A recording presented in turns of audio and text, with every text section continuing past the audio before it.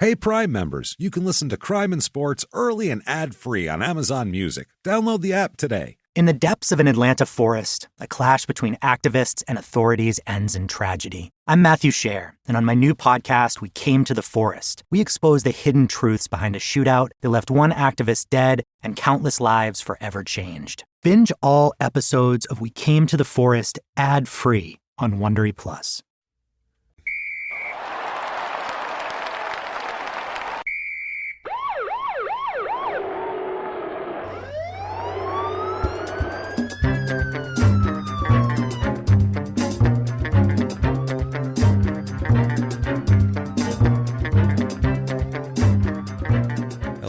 Welcome back to Crime and Sports. Yay! Oh, the yay is washing over me. My name is James Petrogallo. I'm here with my co-host. I'm Jimmy Wisman. Oh, boy, do we have a doozy for you today. Good. Can't wait. It's so much fun and craziness and wackiness and all that. Before we get into that, I do want to thank everyone out there for your fantastic iTunes reviews this week. Thank you guys so much. Heroes. You are. You're heroes. We've said it before and we'll say it again. That is our life's blood. That's what keeps us running up the charts. And if you've noticed, if you look around media, that sort of thing, you don't see us really mentioned a whole lot out there by anybody under the goddamn sun, network or not. Right. You know what I mean? It doesn't. Yeah, we're on a network now, but it's still kind of just, now we're under their banner, but we're not. That doesn't make people notice us at all. So what does make people notice us are your iTunes reviews. So thank you guys so much. When you look at a podcast, you see how many reviews they have, if they're good. The stars, we all do that stuff. Same thing if you look at a Yelp review. For a restaurant on Yelp, you're looking at the same thing. Yeah. So it helps us out tremendously. If you want to help us out, that's how you can do it. If you want to help us out a little more than that, you can do that also. You can go to patreon.com/Crime and Sports, and you can donate to the show there. That is, I can't even tell you how appreciated, because this is such a large glut of work. It just really is. And so to be able to make some money for it, actually, to work 60 hours a week and be able to, actually get something out of it. And thank you guys. And it's all you guys. Thank you guys so much. We appreciate the hell out of it. If you want to do a one-time donation, you can go to PayPal. You can use our address, crimeandsports@gmail.com, to make a one-time donation there. Yeah. And if you don't want to do any of that, well, go fuck yourself. But besides that, no, seriously, it's fine. You don't have to do any of that. We're fine. It's fine. You just want to sit back and listen to a crazy-ass story, then that's fine. We can do that. And we got one for you. We have that prepared for you today. Yeah. Let's take it back to the States this week and let us get into baseball. The American pastime. We talked about that. It's polite baseball. Let's get into baseball. I feel much more comfortable here in this arena. Last week on Small Town Murder, which you should be listening to, our other podcast on Small Town Murder, we did an Australian town, so I was uncomfortable there. I didn't know anything about it, and then we did a Jamaican cricket guy on on Crime and Sports. So I was out of my league last week, completely losing my mind, trying to figure out cultures in sport. This week, no, back to the States. Let's do this. Let's find out about Ron LeFlore, shall we? Ron, you ever heard of Ron LeFlore? No. Okay. Wow. What an interesting tale. Ronald LeFlore, not a junior. Okay. So that's good right away. His parents were John and Georgia LeFlore. Okay. He is the third of four sons born to the couple. Okay. So he's, grows up in a nice little family here, 4 kids, couple parents together. John, his father, was a Mississippi native who moved to Memphis as a child. And he met Georgia, Ron's mother. Yep. They were together ever since then. They lived in Memphis until 1943 when they moved to Detroit. Oh, boy. Yes, they moved to Detroit. John, the father, finds a job at an auto factory. Of course he does. So in the 40s, you're in Tennessee somewhere, in some small town in Tennessee, or not small town, but you're in Memphis, Tennessee. Yeah. I don't know what the factory or industrial opportunities were in Memphis in the 40s, but you can go work in an auto factory, and that's something. So he goes up there, gets a job at the auto factory, support the family that he wants to grow, that they want to grow together. Problem with him, though, John, big alcoholic. Oh, boy. Big alcoholic, liked to drink, had a problem with drinking, and had a problem with holding down steady jobs. He will fit in great in the Midwest. So, it's not, he's good with the drinking anyway, So they're, so he gets a job at an auto factory, but then he's fired, and he goes here, and he's working at breweries and other auto factories. He's an underground rapper and rap battles he's selling mixtapes out of a briefcase outside the mall. It's just super weird. You're like, what is this about? Super strange. But yeah, the auto factory job does not last too long. Yeah. Georgia, the mother, worked as a nurse's aide and worked a lot of hours, worked very hard. She's the one that everybody in this story says that held the family together. Yeah. It's all the mother. It's all Georgia. Father, not that with it. At least when Ron was a small boy here. Ron is born to the family, like we said. He's the third of 4 sons, born June 16th, 1948. Okay. And that date is a date of contention because he lies about his age. Really? He lies about his age to the major leagues. Really? And then it's funny. He'll lie about it, and then he lied. Then he said, no, I'm sorry, I was lying, and gave a different age, which is also a lie. And then finally said He's like a girl in Hollywood. It's exactly what it is. He's like a guy in Hollywood. He's like someone in Hollywood, except he's a ball player, which is kind of the same thing. Somewhere that's trying to get the cover of some magazine. You actually have less of a shelf life in sports, too, if they think you're a rookie at a certain age. And it's weird, too, because this story, made it really, really difficult for me to find what was going on, because for the first, 15 hours I was looking over this shit, I'd see news accounts from the time back in the 70s we're going to talk about where they'd say, this happened when he was only 17. And I'm like, but over here it said he was like 22. Right. How does that work? And then finally, after after that, you've got to look up public records, and they got to have a birth date attached to that shit. And then I would see later on that it was like, no, just conflicting ages. And finally, I read somewhere, oh yeah, he lied about his age, and that became a big thing. And what an asshole! Topps had to change it on his baseball card, and the whole it's ridiculous. So he's born in Detroit, raised in Detroit. He grows up on the east side of Detroit. Not a great neighborhood, not the worst neighborhood in the world. It's the 50s, so I mean, really, what's the worst that's going to happen? Honestly, so you get a wedgie, and somebody steals your jacks. I mean, it's the goddamn 50s. He's a black guy. He's a black guy. Yeah. Anywhere in the 50s as a black guy, true. It's tough, but it's a black neighborhood. Yeah, it's a black, but it's still Detroit, which is very, as we'll find out in the 60s later on, very racially divided Detroit. So it's it's one of those things. Lots of union guys that are like fucking tough dudes that are just beating people up for nothing. 50s Detroit auto factory workers and brewery workers. These were tough guys. These are guys that had to lift a fucking quarter panel. Yeah. There's no quarter panel on a car anymore. It's a tiny ass. It's made of plastic fiberglass or super thin tin. Yeah. This is a different. And they're drunk too. These guys. They're like his father. So they're drunk and tough and strong. Yeah. It's crazy, So this a lot of crime where he grows up, though. It's considered a working class section, but it's a poorer of the working class section. Tons of crime, tons of it. Alcoholic father doesn't help at all either. Apparently, he spent a lot of time out at bars and that sort of thing. Did not spend a lot of time with the family or taking care of business in general. Was that a good or a bad thing? Who's to say? Well, if he stopped drinking and hung out with the family, it might have been good. But if he's shit-faced, maybe stay down at the bar, Pops. What do you say? Stay over there and be drunk. Yeah, so at this point here, Ron, he's free to run the streets and do whatever he wants. And he is doing crazy shit, by the way, from a very young age. At age 11, he talks about how he was running with an older crowd. Yeah. He liked the flashy clothes and the women. Well, who doesn't? That's what I'm saying. And especially at 11, that sounds great. So I want to be my unemployed alcoholic father who sits around in his wife beater shirt, falling asleep on the couch at 8:15, drooling. God, that sounds amazing. Or would I rather be that guy who's got like 3 women around him and a purple pimp hat and with a giant chains, feather and chains and everything else? Because it's this, we're talking about. I see some real flamboyant pimp action here because this is like 1959. Hell yeah! So I feel like if you're going to be a pimp in 1959, you got to push it to the extreme. God damn it! So he wanted all of this. He wanted it. He says right away turned to crime at an early age. Age 11 was his first experience with crime. Age 11. Unbelievable. That's when he wanted the flashy clothes. He wanted the women. He wanted to do something with himself. He says his first experience came at the local A&P food store. Okay. So the grocery store he robbed. And he robbed it? He robbed it, got away with $1,500. Holy shit, that's a age haul. 11. That's a haul. What he did, this is crazy, too. It's brought clever. Mom a house? Jesus. No, not with the money, how he got the money. Okay. He didn't go in like guns blazing, holding the place up. He put gum... used gum on the end of a stick to fish bills out of the cashier's deposit box. This kid That's what he did. Is amazing. That's pretty impressive, I got to say. He's a Mission Impossible kid. Yeah, I wish I would have thought of that when I was 11. We'll put it that way.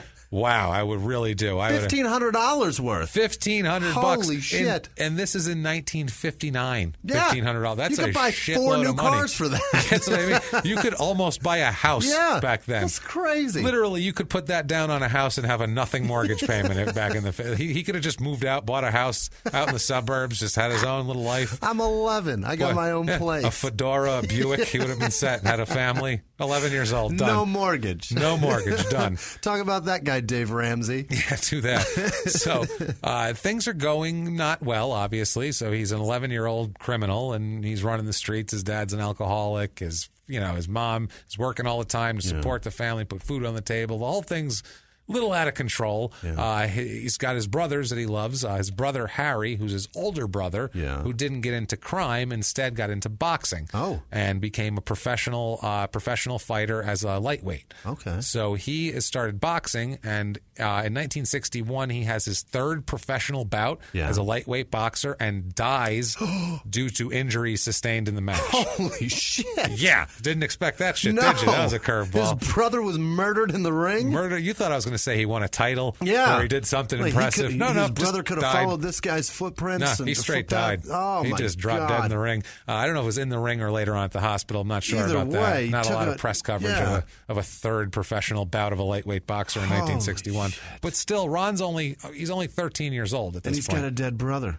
And he's got a dead older brother that he looked up to. Yeah. And not for nothing, that's kind of the straight and narrow. Yeah. Playing sports and boxing is, even though boxing's insanely crazy, and we've gone over what a nutty sport it is all the time, still that's kind of the straight and narrow. Look at how it worked out for him. So hey, maybe the street's not so bad. You know what I mean? Also, 2 years later, he's 13 now. He was 11 then. If he was a good saver, he's still got enough money to bury his brother. So he does, absolutely. Nice. Oh God, you could have a whole procession with a limo and everything for that. Release the doves and all that shit. $150 back then. You pay a fucking bagpiper on that. In that titanium coffin. Not that they had that back then, but if they did, it's like $150 you back can buy then. A Buick coffin. I'm sure they made them. Just bury him in a Buick. Fuck it.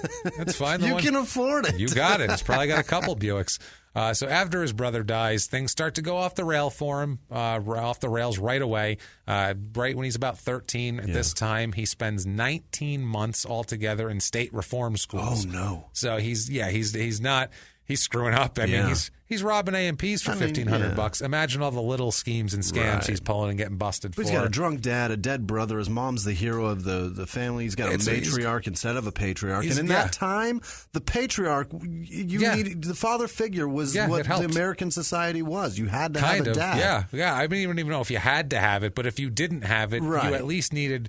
And it's not her fault at all, but his mother had to work multiple shifts to keep food on the table because her dad's a deadbeat. His formative years, and he's got nobody around. Not living what is picturesque American dream. He's got to feel like shit, and he's going to act out. The only role models he really had that were around are his two older brothers, and now one of them's dead. So, I mean, that has to give you a little bit of a sting, you know what I'm saying? So now he's in reform schools, and that's the thing, too. This is early 60s juvenile shit. Right. We don't have the records for this. No. Who knows how many? He's like, I don't even know how many times I got picked up by the cops. He doesn't even know. It could be, it's like Mike Tyson level probably of just, every day he's getting picked up by the cops for something. But he went to reform school, didn't help him, didn't make him want to do better, or didn't straighten him out any. We'll put it that way. It did the exact opposite. At that point, and the mother tried. She tried when he got out of reform school. She tried to get him on the right path, but like we were just saying, the father figure thing hurt him, and he said it himself. It really, really hurt him bad. Of course, he just didn't have anybody that he was afraid that would knock him on his ass. Basically, I don't know. I'm sure his mother probably could have knocked him on his ass. I'm sure, but I think he was probably afraid of his alcoholic father. She was probably too tired from working all day to be able to muster the energy to knock him out. She's working night shifts at the hospital. She's like, I don't know, I just don't have it in me at this point. I don't know. Get arrested. Do whatever you got to do. By the time he was 15 years old, 15, oh boy, he is pimping women. Wow. He's involved in prostitution. Wow. Yeah, he's literally pimping women. Unbelievable! 15. At 15 years old, he started out as like a pimp's assistant. I wish that was fake, but it's not. He started out as like a pimp's assistant. He legitimately ran a fucking and then he started an apprenticeship. Started at a couple of girls. He's a journeyman at 15 years old. I'm a journeyman pimp. Yes, I am a journeyman solicitor. That's what I do. So he's doing that. He also is shoplifting like crazy. He's got con games going. Why the hell He's not? playing like shell games on the side of the sidewalk. Yeah, playing like 3-card money. Fucking follow the queen. And, people ripping people off at 15. He's a little hustler, this kid. He's a liar. He's a hustler. He's a cheat. But he's 15. He's had a shit upbringing. I don't blame him that much. He said that his parents always told him that the crowd he ran with wasn't good, but he said he was hard-headed like everybody else, all the other kids in the neighborhood, and he just didn't pay attention. And he said that it didn't matter anyway because they weren't in a position to give me the things I wanted. Yeah. So he basically said, like, look, unless you guys are going to provide me with these fine pimp threads, I have no fucking interest in what you have to offer.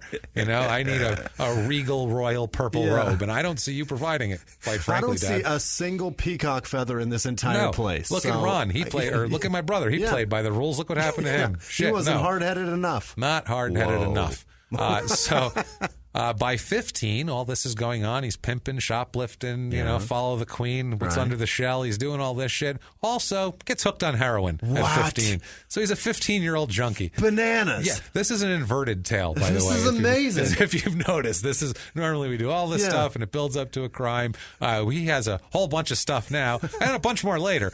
But right now, just a whole bunch going on. A wild story so far. He's a teenager still. Yeah. He hasn't, by the way, he has not picked up a baseball yet. Nor is he even allowed to drive a car legally. No, I mean, he hasn't even played stickball out in the street. Right. He said he thinks he went to a Tigers game once with his dad when he was a little kid, but he didn't pay attention and the experience didn't stick with him at all. Holy shit. Didn't give a shit about baseball. So this isn't like he's doing all this, but then on the field he has something to put. Nothing. He's got nothing to put anything into. He's just a shithead right out of the gate. This story is Willie Mays Aikens plus Toe Nash divided by Marvin Barnes. That's what we have here. And if you've listened to those episodes, you can really see the Voltron I just made. You really can. That's a lovely sandwich.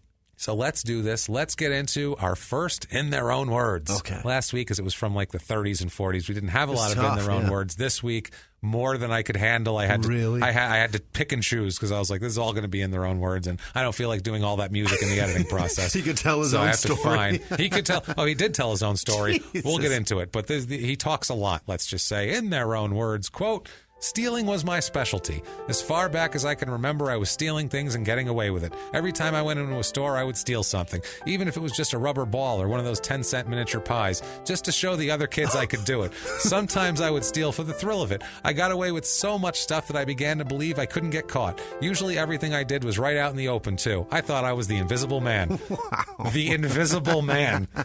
Wow, you are a dipshit, sir. Sir, you're not invisible. I don't know if you've noticed. Stealing a 10-cent pie? I don't know what he even mean. Does he mean like the Hostess pies? I'm thinking like the little like pecan pies. You remember those? Oh, that too. Yeah, I was thinking like the Hostess. I can see those too. Because they're like 90 cents now. It's like an envelope pocket of bread with like very little fruit filling. It's cardboard. It's just gross. Made of cardboard. So disgusting. I'll eat the shit out of those too. If I have a lemon one or a chocolate one, oh baby, bring it to me. Glazed cardboard. Bring it to me. Bring me that glazed cardboard. So I think maybe that's what he's talking about. I'll take one right now. They were Hostess, weren't they? Fuck yeah, they're Hostess. They're still Hostess, goddammit. In like a wax paper wrapping. Yeah, it's a wax paper wrap. It looks like it's from the 40s. Yeah, like some 40s kid bought it from an ice cream truck because he's lactose intolerant. And they were all made in the 40s. They don't make them anymore. That factory's shut the fuck down. I'm sure it is, yeah. The Apple one has chunks of apple in it that are questionable for the quality of pie. The quality of pie you're getting. I'm not sure. Also, at this time, how dare they call that shit a pie? It's not really a fucking pie.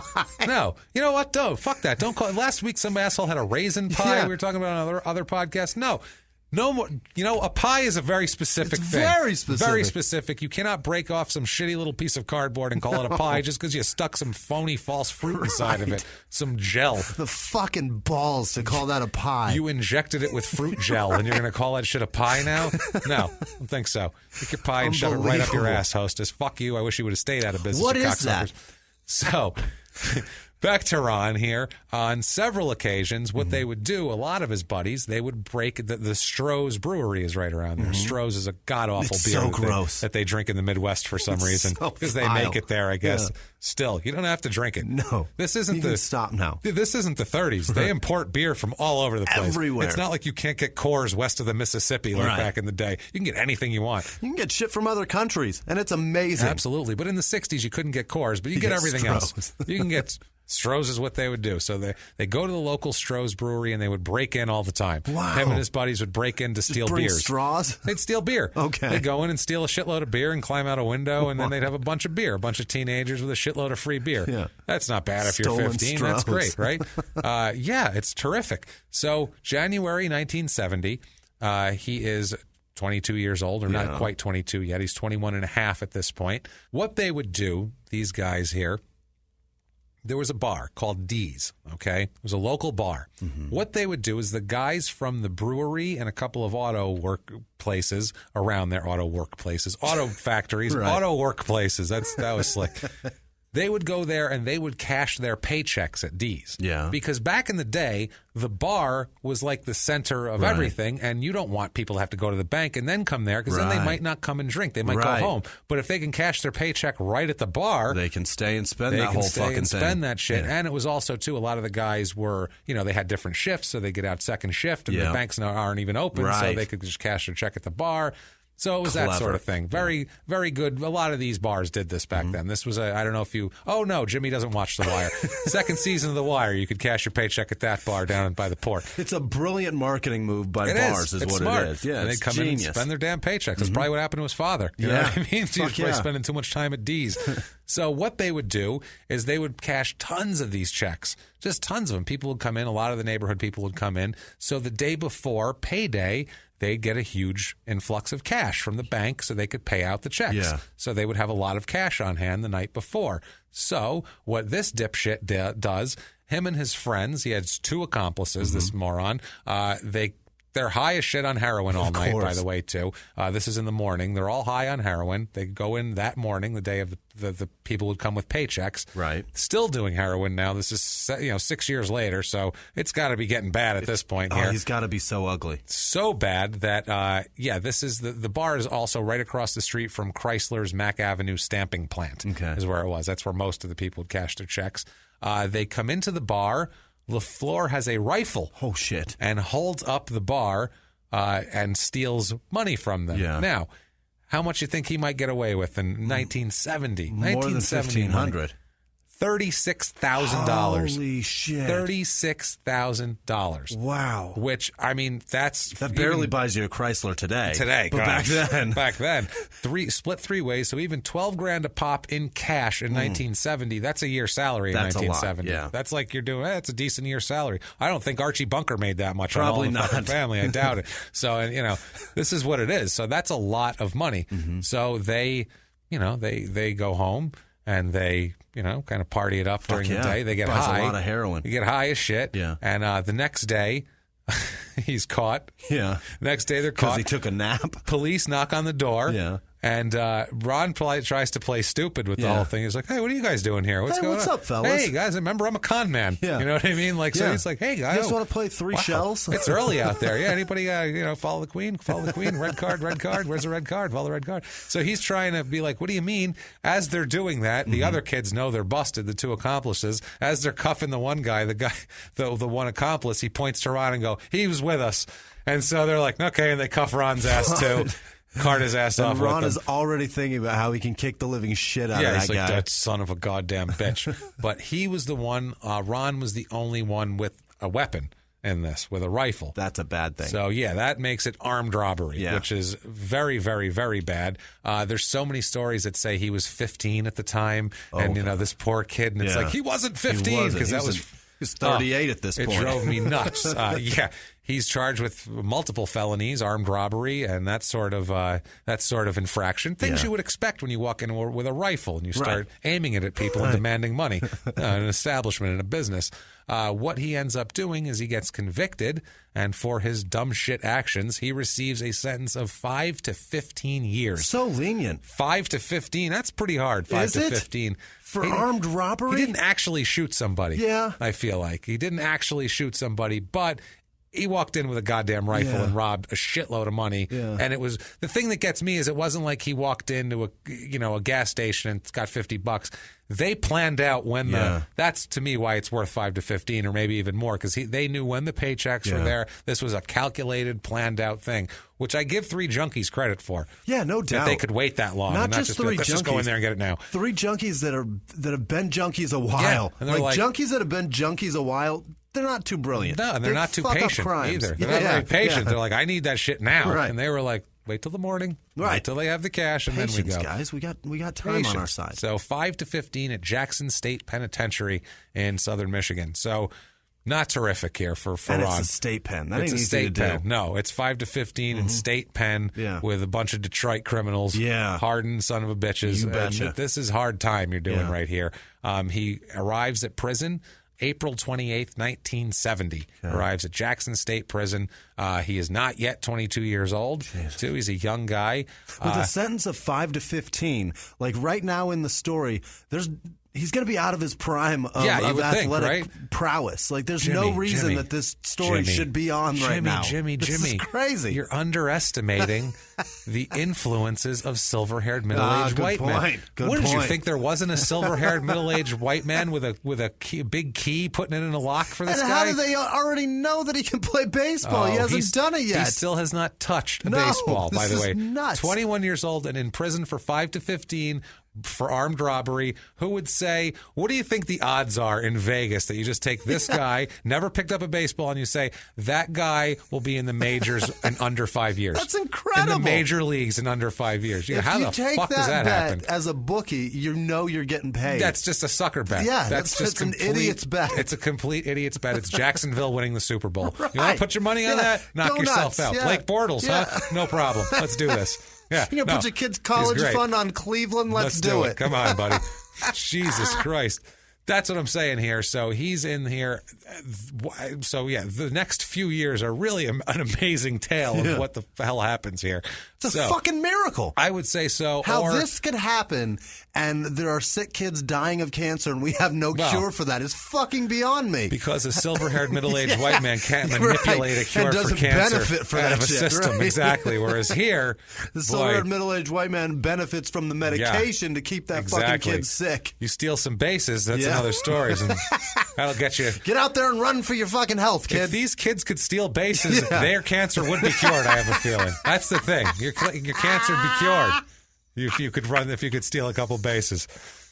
This kid has opposite field power. Cure his lupus. How good are you at jumping and robbing home runs, kid? Let's see it. Let's see it. All right, fine. Give him the shot. There you go, kid. Send him back onto the field. Give him the shot. The shot. Not the series. No, not the chemo treatment. It's one shot. Give him the shot. They all carry one around in their pocket, just capped up, like ready to go. Like an EpiPen. Just in case.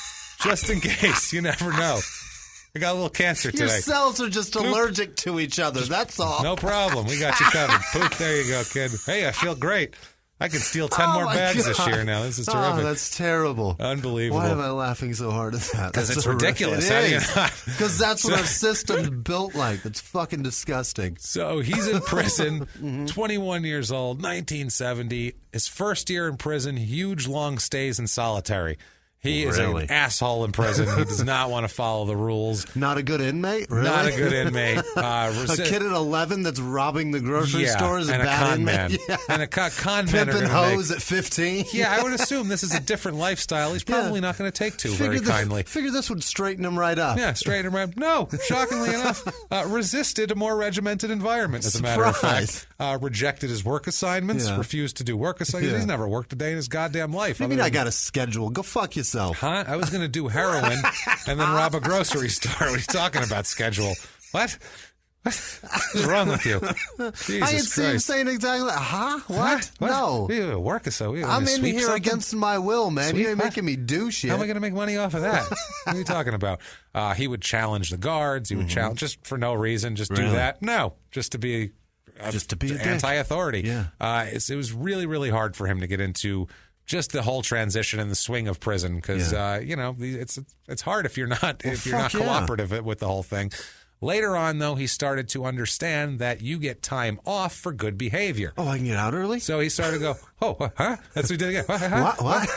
Huh? That's like that shot you were talking about. That's, wow, okay. I'm allergic to time in prison. I know, Where's that the sounds shot? good. Yeah, we can get out early. So he said, if I'm good, I get time off for good. I think the other prisoners told him, like, hey, asshole, what do you want to serve your whole 15? What are you doing, man? What the hell is wrong with you? Chill out and get out of here in fucking, 4 years or 5 years or whatever the hell it is. So he figures that out, and then he learns how to operate inside the system, including how to make a few bucks, how to manipulate the system. He's a total con man, this guy. He figures out how to somehow get a kitchen job, which are highly sought-after positions in the prison. So somehow he talks his way into somebody to do something for him and got a couple of favors and gets a kitchen job. And what he ends up doing is he ends up selling bread dough with the yeast in it to inmates who make the toilet booze. The toilet booze, toilet beer they were making, actually, a home brew, they called it. Gross. So that's what he's doing. So he's so gross. But I mean, even in prison, he's not taking well to it. And then he figures out, not only, time off for good behavior. I bet if I get a job in the I need to work this system. I have not given this a chance. I could rob and steal and do tons of shit here. I could pillage in here. Just like I can't really pimp. Maybe I can. Who knows? Who knows? He's grown to 6'2", 200 pounds at this point, which is a pretty big dude back then, too. That's not a small guy. That's a lot of man. He's athletic, as we'll get into, so he probably could pimp a weaker inmate, I would assume. So maybe he would take to that, but he doesn't, which is good. Instead, he gets his first experience with baseball in prison. Really? First experience, finally, May 18th, 1971. This is his first experience in baseball. Guards versus inmates? Never did shit before. This is incredible. He started at left field for the Jackson State prison team. He learned in prison how to play baseball. How to play baseball. He said he could hit a ball a long way and he could run. He said other than that, he didn't know what the hell he was doing. Wow. Because baseball is one of these games. It's weird because football is a game where they'll find a guy in the 11th, 12th grade, never played football before, but he's 6'6", and he's 280 pounds. They throw some pads on him. In 4 months, he's getting taken to a Division I school, and 3 years later, he's in the NFL. And he didn't play till he was 18. You can teach that block and skills like that. Baseball is not a sport like that. The hardest thing in any sport is hitting a home run a baseball with a period. A bat on a ball. They're both round. You got to find the sweet spot on the ball with the sweet spot on the bat. Dude's throwing it fast. He's putting cuts on it, curves on it, and guess what? He's not fucking bouncing it first either. He's throwing it in the air to you, so and it by has the way, nasty movement. He figured out the 2 basic rules of baseball: hit a ball, hit it far, and run. And that's run it. fast. And that's as it. easy as it gets. That will get you noticed.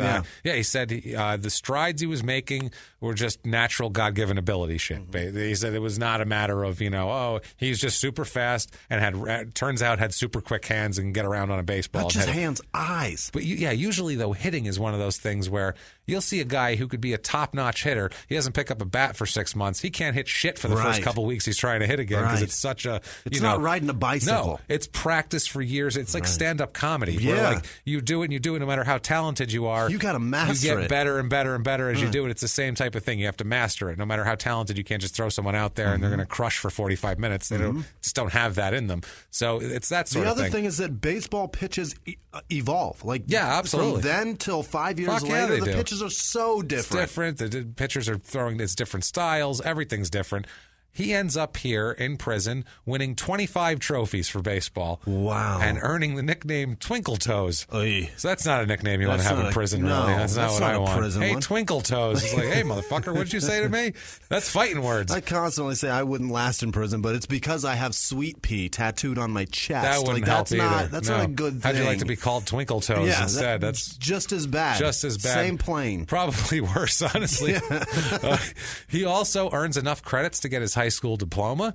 Which he's learning this is how you get out. They said, how do I get out of here early? They said, get your diploma. Also do some other shit in addition to baseball and getting his diploma. He coached the psychiatric clinic's intramural football team. How fun must that have been? Wow. Oh. Send a few crazies out with pads on and running into each other. Wow. That must have been amazing. Guys that CTE would legitimately improve their condition. It might help. That's the thing. I would love to watch that. That would be awesome. And he's coaching them.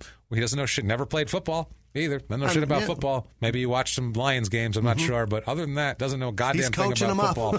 Coaching him up. Get on out there, guy. No, your helmet goes on the other direction. Freddie, wipe your face. Get that drool off. The hole with the mask, that's for your face. Why is there a donut in your pocket? What are you doing? What is wrong with you? That's not going to last on the field. Get out of here. What the fuck? Let's go. I'd love to watch it. Why'd you put your shoulder pads on your ass? What are you doing? What are you doing? Why are those like a diaper? Fuck it, those go on your arms. God, you suck. The hole is not for your dick. That's for your head. I quit. You know what? I'm going to stay in prison. I can't even take this anymore. I don't even care anymore. Why are your balls tied in the pads? Come on.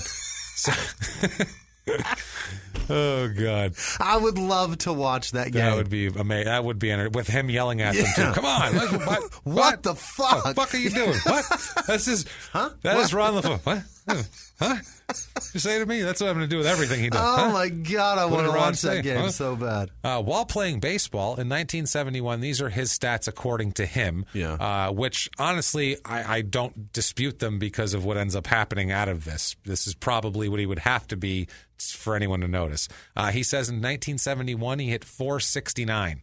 Whoa. 469. He says the next year in 72, he hit 569. Wow. Which is ridiculous. That's and at every 2 at-bats, he's hitting 1. That's like an insane, crazy, ridiculous, like dominant top-level high school baseball player that's about to go to get drafted by a major league team. Now, while he's here hitting 470, 469 and 569, and like we said, like a dominant high school player who's crushing it.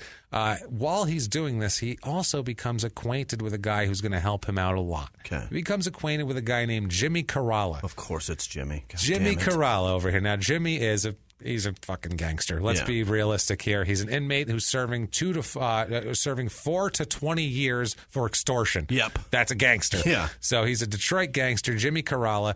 Caralla sees huge potential in baseball talent in this kid because speed is one of those things that it doesn't matter. If you have speed, you can't teach speed. Right. And if you have world-class speed, that's just world-class speed. Like there's no... You're just an athlete. It is what it is. Right. So that's out there, and it's a thing that is highly sought after in every sport. Speed, they always say speed kills in sports. It's one of those deals. So he sees this and sees that he can actually hit a baseball, and the fact that he's barely played and he's already this good. So what Caralla does is he makes a phone call to a friend of his that he's been around forever. It's a good friend of his named Jimmy Buttsikaris. It's another Jimmy? Jimmy Buttsikaris. Yeah, it's a bunch of fucking Guinea gangsters. They're all named Jimmy. Sorry. But, Jimmy Buttsikaris, he owns a bar in Detroit. It's a lot of these, all these bar owners are like the center of all this. It's called a front. It's, kind of. Yeah. He makes a living off the bar. He runs the bar. People come in. But if somebody wants him to hold something for him until somebody else comes in, it's kind of like sometimes on The Wire with, never mind. Jesus. With Butchie and Omar, and he holds Omar's money as a bank for it. Everybody else gets it. That's fine. God damn it. So... Again, the Wire references never stop. It's never going to stop. I got to get through it. So it's a Butchie type situation here. So he runs the Lindell Athletic Club. That's a bar, and it's a bar frequented by Detroit's sports celebrities. That's where like the players go for a drink after the game, sort of thing. So Buttsikaris is he knew everybody. Yeah. He knew all the famous people came in. He knew all the gangsters and the shitheels that came in. He's just one of these guys. A good friend of his is a fellow named Billy Martin. Okay. Now, if you don't know who Billy Martin is, he was a manager for several MLB teams, took several to World Series, won a couple World Series. Yeah. He's the guy who George Steinbrenner, and he argued constantly, and he was fired, I want to say 7 times by George Steinbrenner. And brought back, fired, and wrote back. He literally would get one year he got fired, and then we went over it in an old Crime and Sports episode. I think it was Chad Curtis, maybe, or one of those episodes. Mel Hall, possibly. One of these, but he would basically get fired. There was a time he got fired before the season and rehired before the season was even over. It was like shit like that. One time he got fired, rehired in a month. It was like they'd get mad at each other, he'd fire him, and then they'd be like, well, he is a good manager. Yeah. And Billy was a great manager. Yeah. A fiery, hothead, alcoholic guy who likes to hang out in bars and especially likes to hang out at the Lindell Athletic Club with his best buddy, Jimmy Buttsikaris, who was Billy Martin's best man at his wedding. Holy shit. So that's where we're at here. That's how tight he is. Billy Martin has like a kind of a connected bar owner as his best man of his wedding. This is the type of cat Billy Martin is. Yeah. Very silver-haired in this sense, as we'll find out how. So In prison, he's stealing bases in addition to all of his crazy hitting skills and everything else like that. By the way, the Twinkle Toes nickname had a last part to it, which I don't know if that's because he's black or what, but they called him Twinkle Toes Bosco. Oh, boy. I don't know if that's because he's chocolate or what the fuck it is. But you got to toughen up Twinkle Toes, and Bosco's a good way to do it. I guess so. It's not bad here. So anyway. It's not even his name. No. Anywhere near it. Nowhere near it. So Kerala talks to Boutsukaris. Boutsukaris tells Billy Martin, hey, guy in prison here, buddy of mine, seems to know what he's talking about. He says there's some kid up there you really should take a look at. I don't know. I mean, he's real good. I don't know. Whatever. He's in prison. So LeFlore writes a letter. They tell LeFlore, write a letter to the Tigers, write a letter to Billy Martin, introduce yourself, whatever. He writes a letter to him. To Billy Martin. Billy Martin must have been impressed by the letter because May 23rd, 1973, Billy Martin himself, the manager of the Detroit Tigers, personally shows up to the prison. Get the fuck out of here. Makes a trip to Jackson State Prison to see Ron play in a prison baseball game. Unbelievable. That's crazy, first of all. The luck. Think that's a movie. For real. That's a movie where you're like, he's not going to go to come on. Fuck bullshit. Angels in the Outfield. Yeah. This is amazing. It's like the Replacements. It's they got the guy out of prison to play, and that doesn't happen. Angels in the Outfield is much more believable than this shit. Absolutely. This is crazy. And he's only on year 3 of a 5 to 15 years sentence. So. And he's got the guy coming to visit. I have a feeling if you're Billy Martin and you manage the Tigers, a little bit of pull. You might be able to silver hair some fucking guy out of prison if you want. Michigan officials might talk to you. You never know. Billy loves him. He looks great. He's speed and power. Yeah. Billy's like, holy shit, loves speed and power. Who doesn't love speed and power? Where did this kid awesome. come from? Because he had power at this point, too, because he was shitty pitching also. Yeah, but of course. He's making contact and he runs like the wind. Yeah. That's something we can work with right there. Stuff you can't teach. Hit that ball on the ground and run it out. Even if you can't else. Get a fly out of it, just fucking drill it through and we'll worry about that later. Back then, they would teach a fast guy like that. Swing down, hit it to the ground, and run your ass off. You're going to get some base hits out of that. So June 16th, 1973, that is his 25th birthday, or as the Tigers at the time think, his 20th birthday.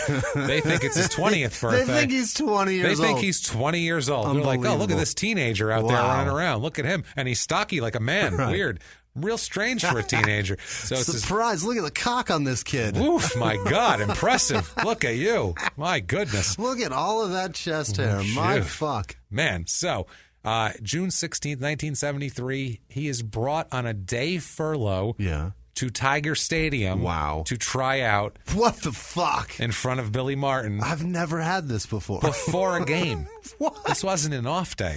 There was a game that day. He's got to drop a game plan and a lineup. But before I do that, I'm going to take a look at this con. And if it's anything like the dramatically depicted scene that I saw later on, he comes in and all the other guys are there, and like and the coaches are talking to Billy Martin like, what are you fucking trying out a convict? This kid's got a blue uniform on with numbers on it. Yeah, they're like, dude, what the fuck is that? What are you bringing in a convict for, Billy? What the hell's wrong with you? And Billy Martin's like, don't worry about it. You know, just watch. Hey, don't worry about it. I'll knock you out. The kid in scrubs. Watch this. Watch this kid. So they get him a uniform, throw him out in center field. And they say, shag some fly balls and see what you can do. All right. And he does that, and they put him at the plate, and he's got a great arm on him too. Really? Like, can't teach speed and arm strength. No. Those are two things you can't teach, and this kid is tracking balls, tracking them down. He's not a great skilled center fielder yet. Fielding is hard in baseball. That takes the most skill of anything too. Maybe not hitting, but it's and he was a Gold Glover. That's what I mean. So things can happen, but he's out there. He has range. He can get to balls, and when he gets to them, he has a cannon for an arm, and he can fire it back to the infield. So, like, that's good. He also gets in the box and starts hitting, and he's crushing balls. He's having, like, the best hitting day of his life, as a matter of fact here. It's wild here. We have an in their own words on this whole thing, on his tryout. In their own words, quote, I had a phenomenal tryout. I hit the ball in the upper deck, which I didn't do much when I got to the Tigers. I had all the tools. So he's hitting upper deck shots. They're impressed. That's unbelievable. Not to mention they think it's his 20th birthday. So they're even more impressed. That part blows my fucking mind. They have no fucking idea. It's the weird thing too. He's not from the Dominican. He's not from some small town in the Dominican with no running water. He's from fucking Detroit, which at least back then was still a city. He's got a birth certificate for fuck's sake. That's what I'm saying. How are you lying about this? The other part is like they make cars where you're from. There's VIN numbers on them. You can't get this kid. They've had conversations with him. How do you go? how does he tell his life story and leave out 5 years? Like, how does he just delete that? He just completely deletes it. Said I was born in 53, got busted when I was just 17 or 16 years old, and I'm here now. That's it. Isn't it sad? Because it makes him much more sympathetic. They're like, I was just a kid. Yeah. He didn't know anything. Yeah. You know, he wasn't, not that he was a 21-year-old junkie who was fucking staking out a place to make a big score. Like, you're probably going to be a little quiet, too, like a little shy, pretend. He doesn't want to tell his whole No, he's a con man. He can pretend really well. He's a great con man, too. He's really good. So good that just a little over 2 weeks later, July 2nd, 1973, the Tigers sign him as an amateur free agent. And he's going to go to the minors to play center field. Wild, right? Think about this.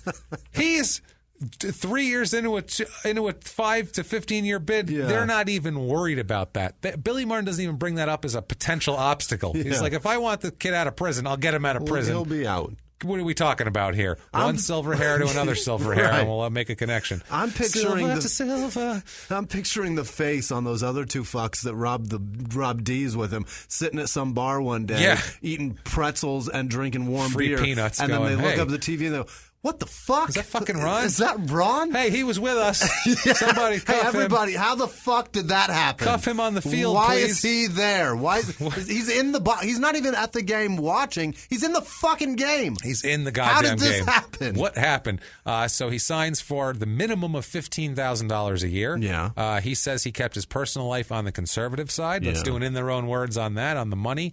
He says in their own words, quote, "As far as money goes, I'm just scuffling. I'm not buying a car or furniture or an expensive hi-fi. I'm not going to get anything real pretty right now. I'll wait a year or so until I get a little money saved. So I guess I'm putting my energies in that and in the right places for a change. I used to think that flashy people and big parties and dope were exciting, but not now. I don't want to rip and roar around the streets anymore."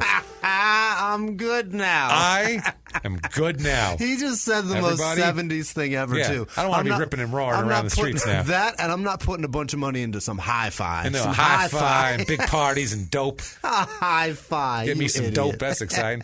So, 1973, at age 25, they think 20, he makes his debut for the Single-A Clinton Pilots in the Midwest League. I can't get over that. It's ridiculous. That's why. 20. They think he's 20. He's playing in Iowa for the Clinton Pilots. So now he's moved. Now he's in Iowa instead of the east side of Detroit here. A little different deal. Bit. His manager here is actually Jim Leland. Really? Who is hugely famous manager, World Series champion a couple times over. How does he managed get this? The Pirates, managed this, all this. Well, he started out in Single-A in 1973, Iowa, managing Ron LeFlore. LeFlore comes in contact with these legendary managers constantly. Magic. He's insanely lucky. In 32 games in 73, he hits 277, which is amazing for a kid who never played baseball before. 0 home runs, 8 RBI, 2 stolen bases. Only 32 games, so they're just checking him out. They asked the owner, Bill Veeck. Bill Veeck is the guy who owned a minor league team and hired that little person that we've all seen the picture of a guy about 1.5 feet tall in the batter's box with a uniform. Seen it. It's hilarious. He hired a guy. He hired a guy who was 2.5 feet tall to. Just because he said that he's got no strike zone. No strike zone. He's got no strike zone. So he would just walk every time until Strategy. It was ridiculous. So that's what ended up happening there. That's how you get a point on the board. That's it right there. He's definitely going to get on base. So this guy's crazy.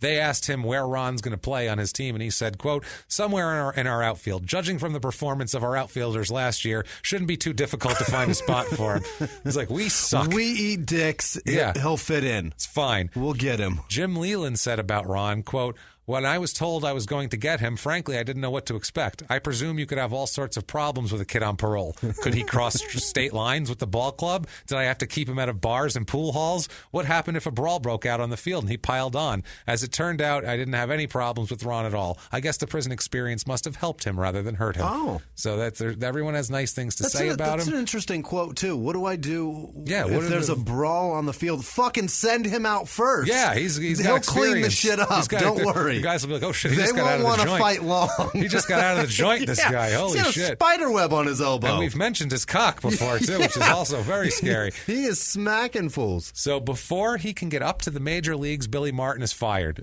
Billy Martin is a hot flame. Yeah. He comes in and he burns out. He burns hot and it's over. He burns hot and it's over, He's but like he a gets sparkler. results. Exactly. He later managed in Texas and New York and Oakland and all these different places here. But he always believes that, he always thanks Martin for his, of course, getting him out. out. How the fuck else are you going to live your life? You better thank him every day. You don't even pray to God anymore. You pray to Billy Martin. You pray to Billy Martin. That's your God. He said Billy recognized his intensity and his passion for the game. Yeah. He said, in their own words, quote, this is about baseball and about first coming into baseball. It's an interesting thing here. In their own words, quote, I was scared at the plate. I'll admit it. In prison, I saw curveballs only once in a great while, but in the minor leagues, I saw hundreds of them. Yeah. Most of them weren't even good curveballs, but they sure fooled me. I'd be standing at the plate, the pitcher would throw the ball hard and inside, and I'd jump out of the way thinking it was a fastball, and the umpire would call a strike. We mostly played night games at Clinton, and I had never played under the lights. They had other uses for the floodlights in Jackson. Jesus. So yeah, they had to use the lights to look for escapees, so we couldn't play under the lights. The floodlights were meant to keep on so that it fucking tortured us at night. Yeah, that's the other thing. Horrible. So 74 season, he plays 102 games in the minors for Evansville and Lakeland. Minor league stats, 102 games. He hit .331 in the minors. My God. Smoking at the ripe age of 21. They think he's just God. This is amazing. What a natural. Unbelievable. 7 home runs, 41 RBIs, and 45 steals. Wow. Also 7 triples. He's fast as shit. Fast as shit and making 7 contact. triples. 7 triples. Wow. He hits a lot of triples. 391 on base percentage. That's incredible. The third, you get to the third base on one hit. Yeah, we're not explaining. That's hitting the ball inside the park and getting to third base. That's so fast. If you're a cricket fan, you can spend days looking this shit up and trying to figure it out like I did. Okay? How's that, fuckheads? Yeah, that's right. I had to do it, so now you can do it. During this time, a broken hand happens to the Tigers' regular center fielder, Mickey Stanley, and the Tigers are screwed. They need an outfielder really bad, so guess what they do? They call up Ron to the big leagues. August 4th, 1974, he makes his big league debut. Jesus. 4 years after he was sentenced to prison 5 to 15 and had never picked up a baseball. Never. This is what I mean. The 4 odds years of this later, he's standing on the fucking on deck circle going, I'm going to play in a big league game. This isn't Grace, by the way. No. This is not even Grace. This is crazy. We haven't even reached there yet. Makes his MLB debut, major leagues against Milwaukee. Yeah. He goes 0 for 4 with 3 strikeouts. He said he was shitting his pants nervous, and, as I can imagine. On August 12th, though, he belts his first major league home run. It's a 2-run shot to right field off Kansas City. Nelson Bryles was the pitcher. His stats in the majors that year, he played 59 games, .260 average, 2 home runs, 13 RBI, 23 stolen bases, and a .301 on base percentage. That's great. Not bad for 59 games. Terrific. And for never playing baseball before. And only being a 21-year-old babe in the woods, So, just a child. A lot of errors in the field because it's hard to get fielding down. 11 errors and had a .935 fielding percentage, which is terrible in the outfield. But he's learning, so whatever. He's fast and he's getting his shit at least. 75 season. That season starts April 27, 1975. There's a huge article on the Tigers team all doing transcendental meditation. There's about a dozen Tigers participating. This fucking quack shit. Including the general manager and Ron. Yeah. He's participating too. Maharishi Mashiyogi, this shit. But hey, you know what? Yeah. This shit kind of worked for these guys. It works for a lot of people, but there's a lot of people that go, what the fuck is that? That's what Jerry Seinfeld swears by. Really? He does it too? He's been doing it for 40 years. Wow. It keeps him chill, and it keeps him balanced, and that's how he has $1 billion. Getting your time getting your time every day to just be by yourself. I don't have time for that shit. I'm too aggravated. I'm too much anxiety going on in me. I wouldn't be relaxing for me. I get in the shower and in my room with my door fucking locked, and I'm in the shower with soap in my eyes, and I hear, Dad! And I'm like, fuck are you talking about, Dad? What if I was meditating, please. you dick? Yeah, that's not going to happen. Get out of here. Ron is my dick's out, for Christ's Come sake. on, dick's out. Ron is also doing the meditation, which seems like an odd fit, but I guess he's trying to fit in. But it seems to work because by the All-Star break that year, middle of the season, he's hitting .289, 7 home runs, 28 ribbies, and 25 steals. Jesus. He's having a hell of a year. Yeah. Second half of the season, though, he went in the shitter. Yeah. He hit .206 in the second half of the year. Too much time with himself. Yeah, absolutely. Ended up playing 136 games. By the way, keep attention to the game total because there's something later that's going to come up. Okay. You just can't help but lie. It's just one of those things here. 136 games. He had .258 average, 8 homers, 37 ribbies, 6 triples, 28 steals, and a .302 on base percentage. That's good. The 28 steals sound good, but he was caught stealing 20 times. Okay. So he's fucking up. That's not great. 50-50. He did, however, lead all center fielders in assists. Oh. That is throwing a runner out from the field, which in the outfield, that's pretty good if you can do that. That means you got a cannon on you. Spring of 76, some bad shit starts happening for him here. Spring of 76, his brother Gerald is murdered. Oh, my God. Now This he's is got two dead brothers. This is his younger brother, Gerald. Yeah. Gerald was into gang activities, was dealing drugs, doing all sorts of shit, and got caught up in some street shit and got murdered. Happens on The Wire, I hear. It happens all the time on The Wire. Omar tried to take his shit, and he said no. And Omar don't scare. Omar knifed him up. Omar's got a shotgun with pumpkin balls in it. That's what Omar. Pumpkin balls? Pumpkin balls. That's Jesus. how Omar play. Can't trace him. No ballistics. Coming right out, baby. All right. Come on, watch this shit, right. goddammit. So that's rough right away. I mean, I don't even know what to say about that. Like, that's got to be brutal for him at this point, but life is going well otherwise. He perseveres. Yeah. He comes out. He carries on. 1976, before the season, his real age comes out. Oh, boy. He first tries to say... He told a story and got caught. And he first tries to say, oh, I'm sorry. Yeah, no, I'm actually 2 years older than that. Whoops-a-daisy. He tries to bullshit it, and then it comes out that, no, you're actually 5 years older than that. So for the 1976 baseball card, Topps changes it on his card. So the year before, you're like, how'd this guy get 5 years older if you've got his cards back-to-back from... And now Detroit's got to be pissed. They're like, we just invested this. But it doesn't matter because the way he plays, you're like, shit, I don't care how old. I don't care if he's 60 the way he's playing. He starts off the season by compiling a 30-game hitting streak. Jesus. Which is insane. Yeah. That's like, I mean, if you look at the course of history, how many 30-game hitting streaks there are, it's usually really good hitters, and there's not that many. And they're usually the little guys, like or a single double hitter, not your power guys. Right, they're not crushing the ball. You get a Pete Rose, or you get a Joe DiMaggio. Well, actually, DiMaggio hit some homers too, but yeah. Anyway, so he's crushing. 30-game hitting streak is off the charts, and that draws some attention, turns some heads. Yeah. He is the May 9th, the week of May 9th Player of the Week in the AL. Wow. He is the May 1976 American League Player of the Month. He's been to prison. He's been to prison, learned to play ball, and now he's the Player of the Month. Fuck. This is 6 years later. This is going on. You never would have thought.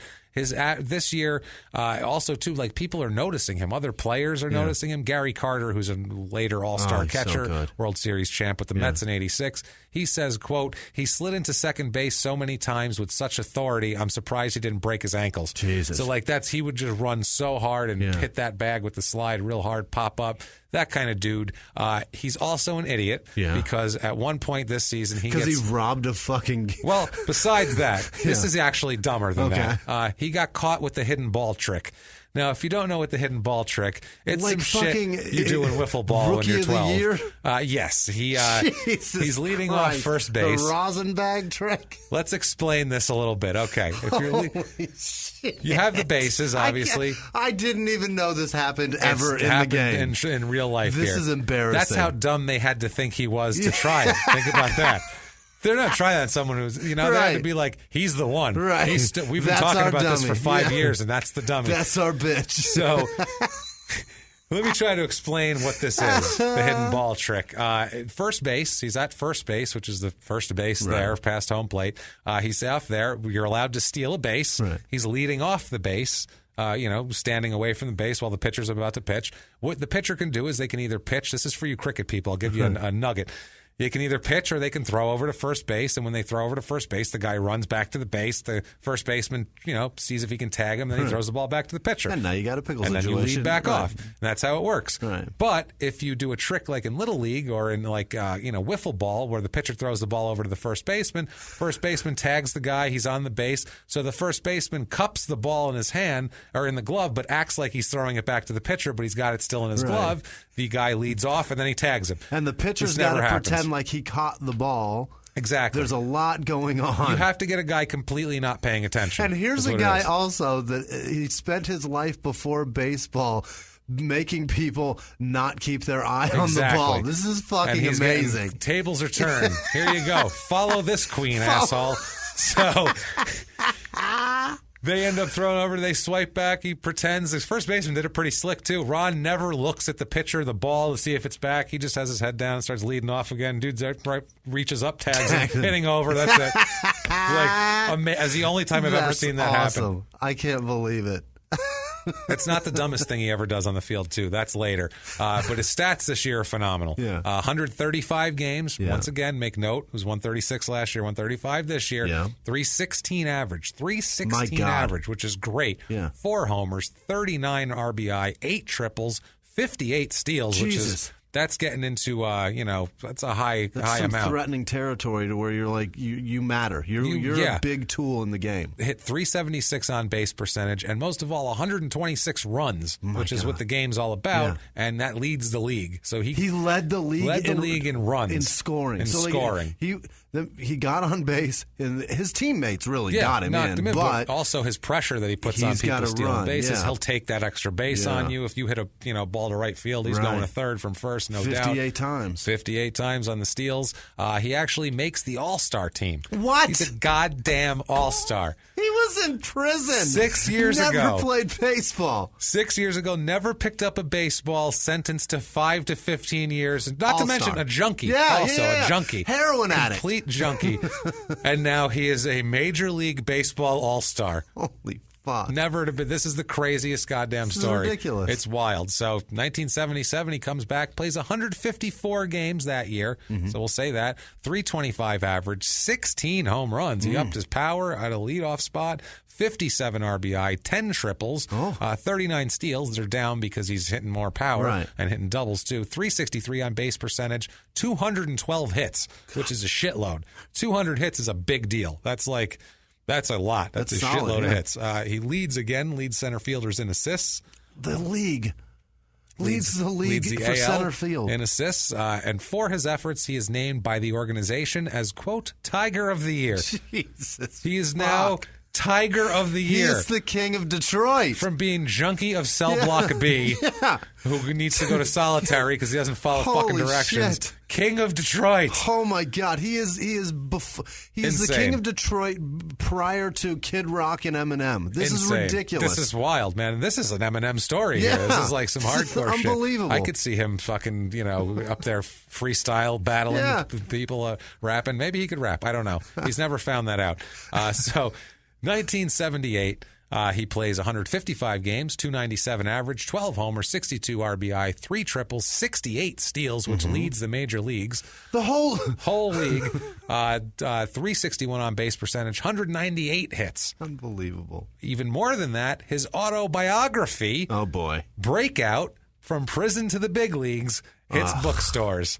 Yes, and people just lap this up like you would not believe. I am right now. It's a great story. It's an amazing success story, and right? at this point, he's reformed and turned around. So this book is fantastic. That's what I mean. He's an all-star. Out there banging whoever Brittany Murphy is of that day. It doesn't matter. He's killing it. Banging whoever he wants. He's going down to that Lindell Athletic Club, and he's lining them up on the bar. He doesn't give a shit.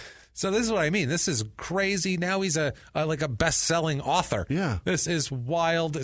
People are loving him. It's insane. So insane that on September 26th, 1978, a movie based on his book comes out, airs on CBS national television. Movie of the week. Family movie of the week. 1 in a Million, the Ron LeFlore story. Jesus. They all have to have a story. Yeah. You know who plays him? Who? Take a guess. Denzel. No, it's the 70s. It's 78. A young Denzel.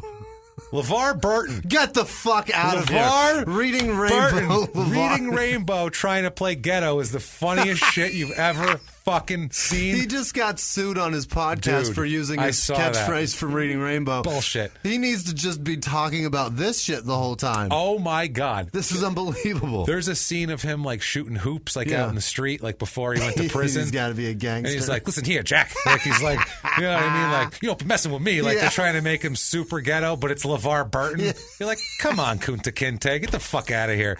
No, I'm not buying that shit from you. Put that one-piece sunglass back on, Star Trek boy. Sorry there, Toby. It's not happening, dickhead. No, you're not ghetto. You're fucking LeVar Burton. That's hysterical. Sorry, it's the least ghetto person you could think of. You read books to white children. Yeah. Just do that. Just please.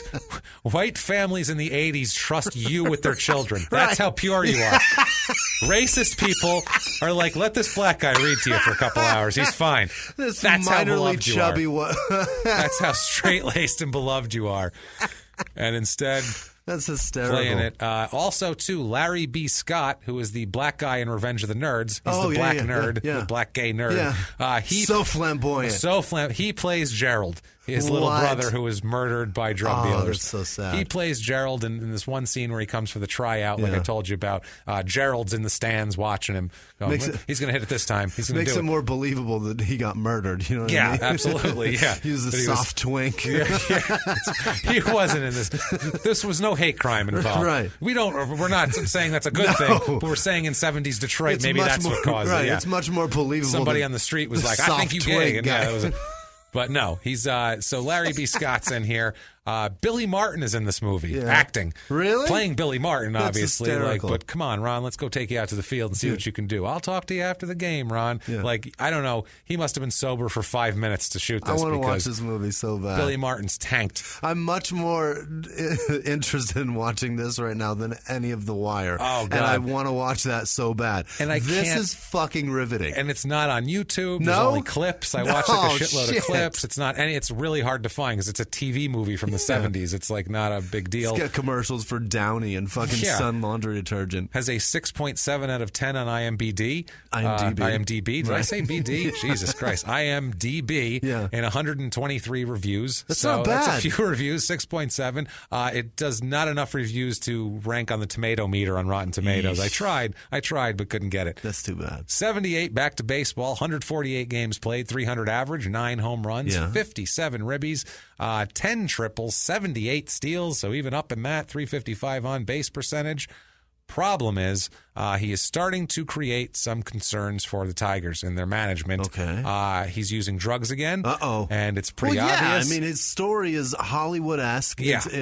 He's got now a story on TV. He's got it he's now. like, fuck it, yeah, I can I'm do a whatever star I now. want. Yeah, now he can mingle in Hollywood, too. Now it's not just Detroit. Like, LeVar Burton will be his pal. Right. You know what I mean? Like, I'm friends with Kunta, motherfucker. Serve me up whatever you got, and I'll stick it in my arm. I don't give a shit.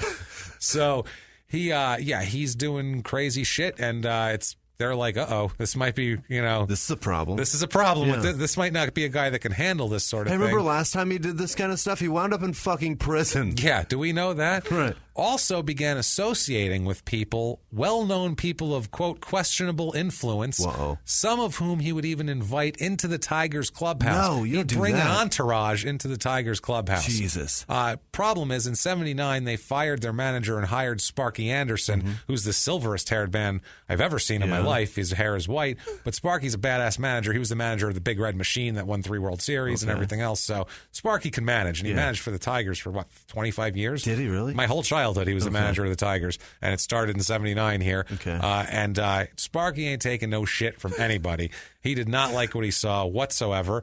So that was in the 79 season. Good season and all. Regardless, December 7th, 1979, they trade Ron away.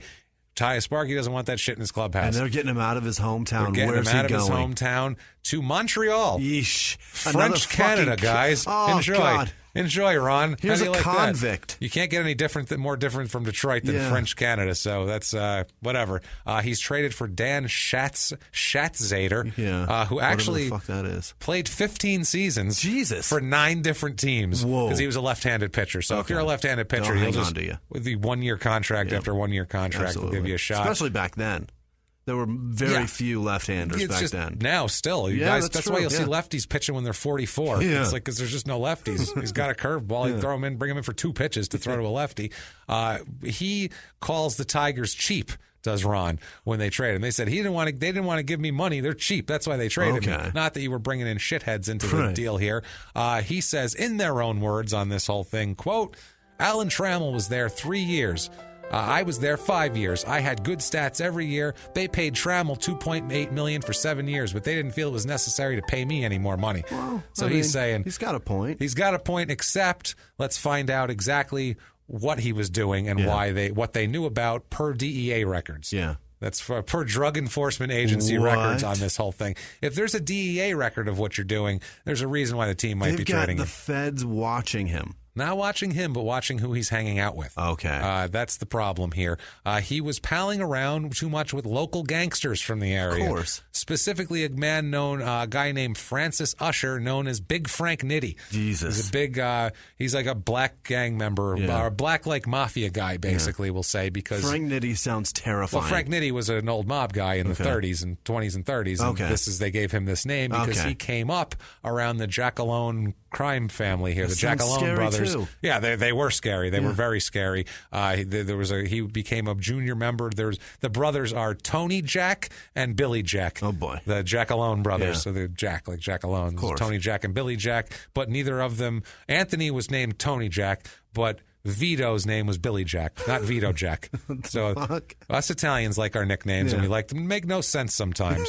They call this guy. This guy's a murderer, drug dealer.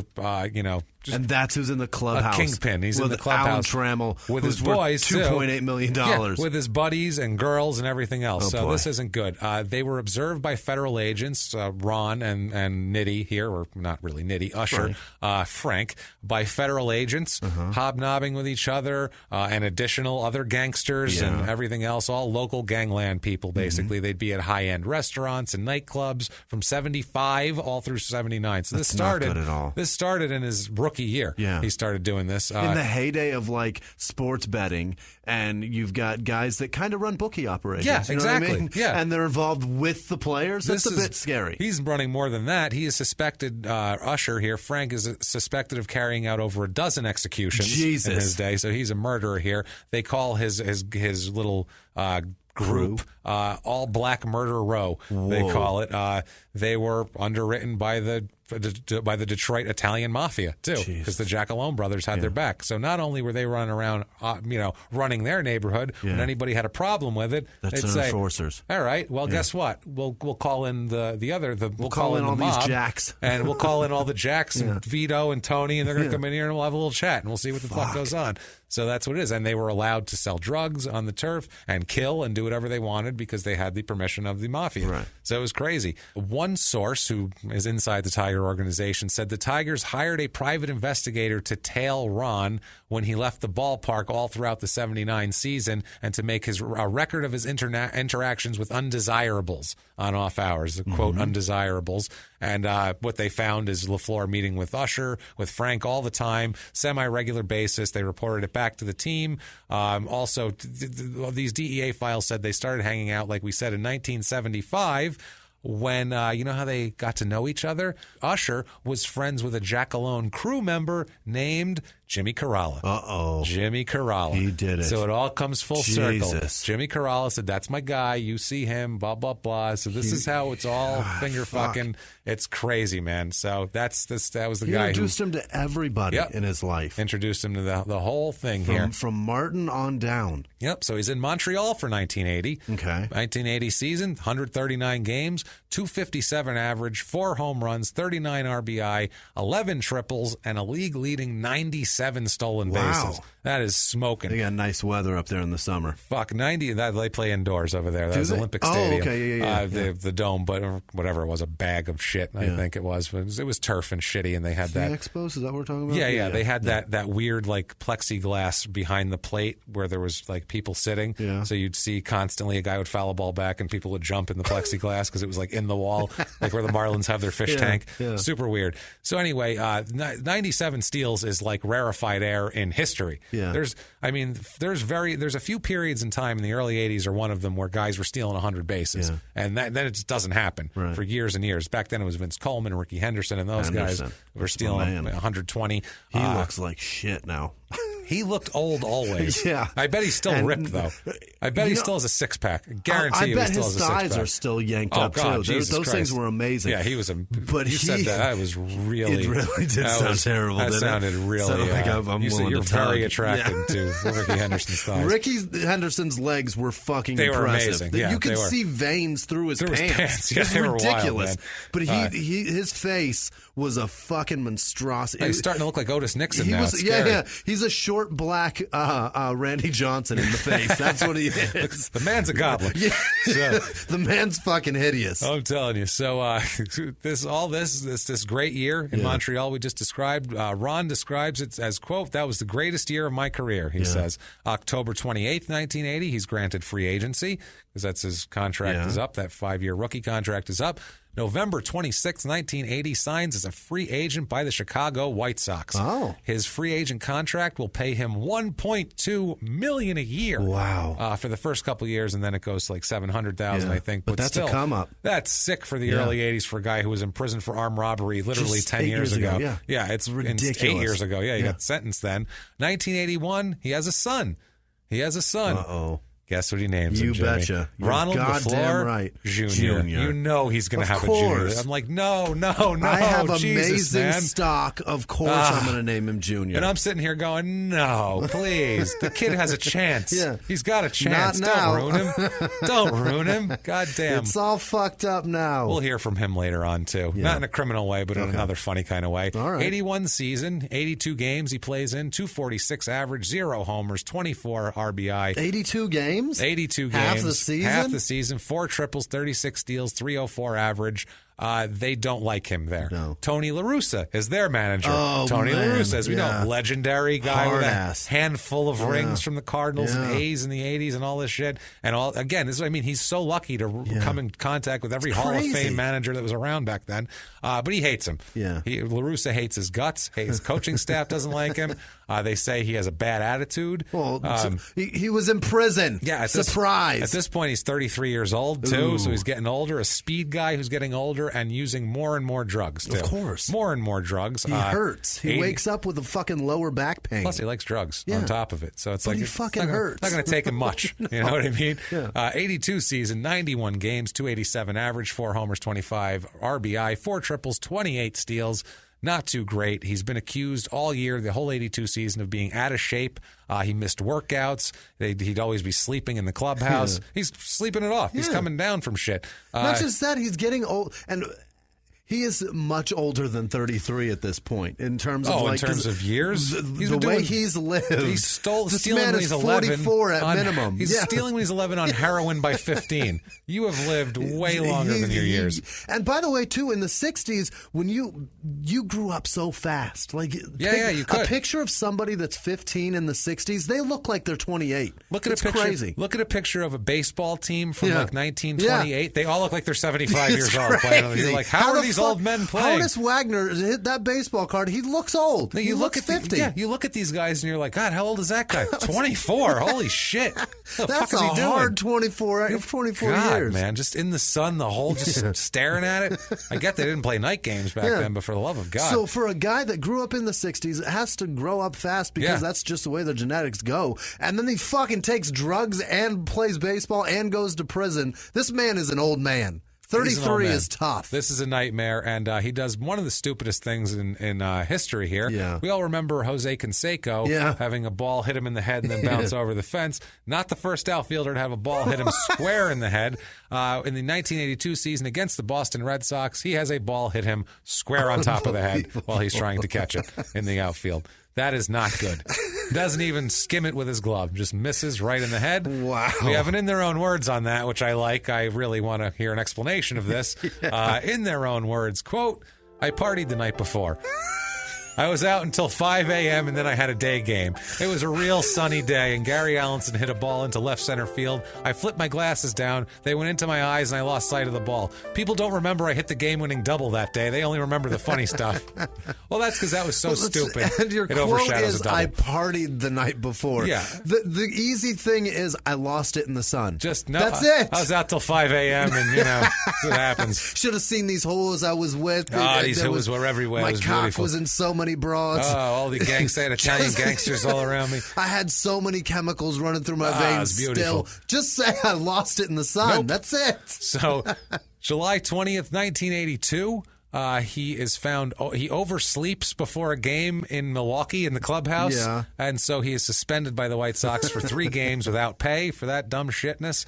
There's an article here about whether he's going to work out in Chicago. It's a Chicago Tribune article. I'm going to guess no. They're like, what's he going to do? Well, they're like, he was really good. Who knows? He's only 2 years removed from having a good season. Yeah. We have his ex-manager here, who's a guy named Dick Williams, who's a longtime manager, managed the Padres, but he happened to manage Montreal. And he said, he was a coach for Montreal, and he said, quote, he's an outstanding offensive ball player, but you have to weigh how much his physical abilities will be offset by his temperament. He is disruptive to a ball club. Jesus. So, yeah, he's obviously disruptive to a ball club. That's a bad Yelp review. That's not a good Yelp review for a ball player.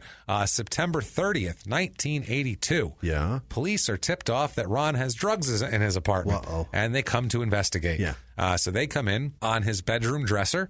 They find 17 pills, which are later determined to be amphetamines and Quaaludes. Shit. So he's partying, and a loaded .25 caliber pistol that is unregistered. That. Yeah. You're also a felon. Yeah. You're also a felon, Yeah, asshole. that's the other thing. Not great. What the fuck? Yeah, he's charged with possession of a controlled substance and 2 counts of possession of an unregistered firearm. As a convict. As a convict, but I think maybe he has rights reinstated by then, because if you're the Tigers, you can push that shit through. Yeah. I think maybe that happened because they don't mention that.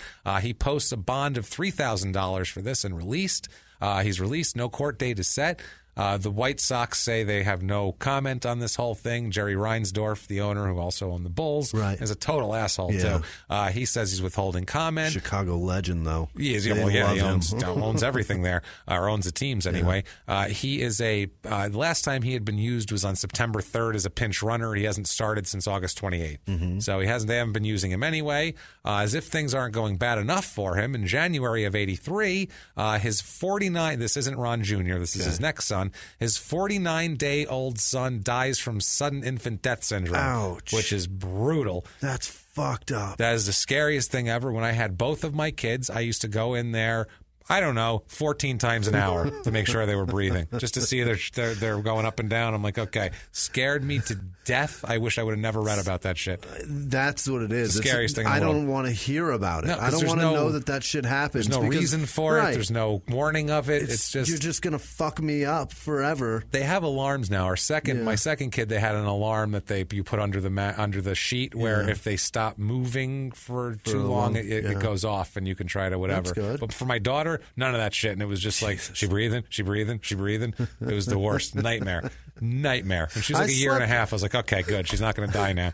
I slept so many nights on the carpet next to my daughter's crib. I'm telling you. Just because I was so scared. And my son the same way. It's terrifying. It is. So January 18th, 83, just a few days after that, it's announced that Ron's going to have to stand trial for the drug and gun charge. Yeah. He tried to get it thrown out, saying that they were somebody else's. Yeah. And a judge here, Zielinski, which sounds like he's from Chicago, rejected his argument by his silver-haired middle-aged white man attorney, Stephen W. Zucker, who sounds like a silver-haired middle-aged white man, that the pills could have belonged to any of the other people in the apartment at the time of his arrest. Why are they on his dresser, though? Yeah. You keep shit on other people's dressers usually? No? That's my only thing. My shit's on my dresser. Yeah. March 1983, shit's getting a little weird. Authorities say they will reinvestigate the Sid's death of his son. Oh, shit. After some facts come to light about Ronald Jr. nearly drowning last May. Oh, shit. So they think there's possibly some sort of maybe not Sid's. Maybe it could be foul play. Something's going on. Something here. Nothing else ever comes from that, by the way. They just reinvestigate. I guess they just conclude Sid's. Yeah. April 2nd, 1983, released by the White Sox right in the beginning of spring training. That is the last time he will play in the major leagues. Career stats, 1,099 games, 288 average, 59 homers, 353 RBI, 57 triples, 455 steals, which is not a bad total. Yeah. Can't shake a stick at that. And 342 on base percentage. Not bad. Here's an in their own words summing up his whole career here. In their own words, quote, I came up as a 26-year-old rookie, so I really learned the game while I was on the Major League roster. I also played in 155 games a year, so I didn't take many days off. He played no seasons of 155 games. You never played that. If I wasn't maimed, I was going out on that field. Today's ball players don't know what that's about. Not once did he play that many games. No, I'm proud of my accomplishments. If you put it in perspective, I did more in the game during the period of time I played than some guys who played all their lives. That's true. You've played one season of 154 games. Right. You've never played 155 games. Not once. But he says players now don't know shit about that. Right. Okay. Neither do you, sir. Absolutely. Now, May 9th, 83, Ron comes out and announces that he has not received any of his payment due to him that year from the White Sox of his $735,000 salary that they have yet to pay him from that year. When he was released after the drug and weapons charge, they said that that's their reason for withholding payment from him because he breached his contract. You got a drug and weapon charge, you idiot. July 83, he is acquitted of drug and weapons charges because he's got a lawyer now. Motherfuckers. He's got a lawyer now, so they got to pay now. A lawyer can so a lawyer can get out of finding some pills on your dresser. Right. You know what I mean? Right. Judge ruled that since his wife and two other people also lived in the apartment, it was impossible to prove the drugs were Ron's, which is fair. They got to pay him. Ron said that he felt like £1 million have been taken off his back. He said he's going to try to take the White Sox to court for the remainder. 700,000 pounds, or 700,000. Going to take the White Sox to court for the remainder of his contract. Owner Jerry Reinsdorf said, quote, just because he was found not guilty of a criminal charge does not mean he has not breached his contract. Oh, shit. Fuck you. I'm not paying you shit. He is not playing. Yeah. Ron's agent, Steven Zucker, who's, there we go, him from before, said that Ron is not only interested in coming back to baseball, there are several teams interested in him. I don't know where the fuck they went because that never happened again. Probably because on August 18th, 1985, this doesn't help. There's another thing that comes up that's worse, but this doesn't help. He's at the Belden Corned Beef Center restaurant at 2315 North Clark Street about 3:30 in the morning when he is arrested with him and a woman named Emily Zafar, who's 23 years old, for theft of services. He's arrested after Dine and Dash. They refused to pay a $13.18 bill for their meals. Wow. So he's arrested for that. Just $14. Just dumb. I mean, Jesus Christ, you go into a place and it's a nice restaurant. Yeah. Don't do that. No. What if you went to another restaurant? What if he opened the door and he smelled something and it was the shawarma man? And he said, how is it you've come to arrive here? Why are you here? Why you come so far? You go so far, and now you here. Why you no pay for sandwich? You no pay? I make meat, you pay me. Sign say close. That's why. Because people no pay. You have money. You say you have money, then you no give to them. That's what happened. It's this no is good. not prison kitchen. No. Sign say closed. You go. I no make for you. You get out. Go. No prison. Not sell my yeast to prisoner. Go out. And then and he's gone. The restaurant closes down, and it's nothing again. And it's like, what happened here? It's a blank storefront. August 21st, 1985, this is probably what kept people away from him here. Huge article about cocaine in baseball. We've discussed this before. This was the guy in Kansas City who was taking Willie Mays Aikens and all the Royals guys and having big free cocaine parties at his house and all that. He also hung out with Ron LeFlore. Wow. He hung out with Ron LeFlore. He hung out with Vita Blue. Yeah. He hung out with all these guys. Willie Mays Aikens is on the list. And they all come down because of this shit. Yep, and he's on the list too. LeFlore, like I said, the guy who was selling it to everybody, giving it to everybody, he said that about Vita Blue, quote, Vita was telling me other guys on the team were snorting. So he just had them all over, hang out. Yeah, he even said at one of his parties at Blue's apartment, a teenage bat boy was allowed to use cocaine. What? Like, that's the type of deal we're doing. He would purchase it at about $80 a gram, and it was all free to the players, basically. He was just a big fan. It's nuts. He's telling everybody it's all over baseball. The baseball is trying to get a cover on it here. They're saying, we know there's a drug problem, but we don't know the extent of it. There's no evidence whatsoever that it's a runaway problem. Right. In fact, there's some evidence that it's waning. That's what they say. It's free cocaine. It's free this shit cocaine. is not going away. Absolutely here. So they're basically just saying all this. They talk about Tim Raines, who was publicly identified as a cocaine user. This is a funny one here. Raines says, quote, now that I look back, I was probably the only one that did undergo the treatment, but I wasn't the only one that needed to.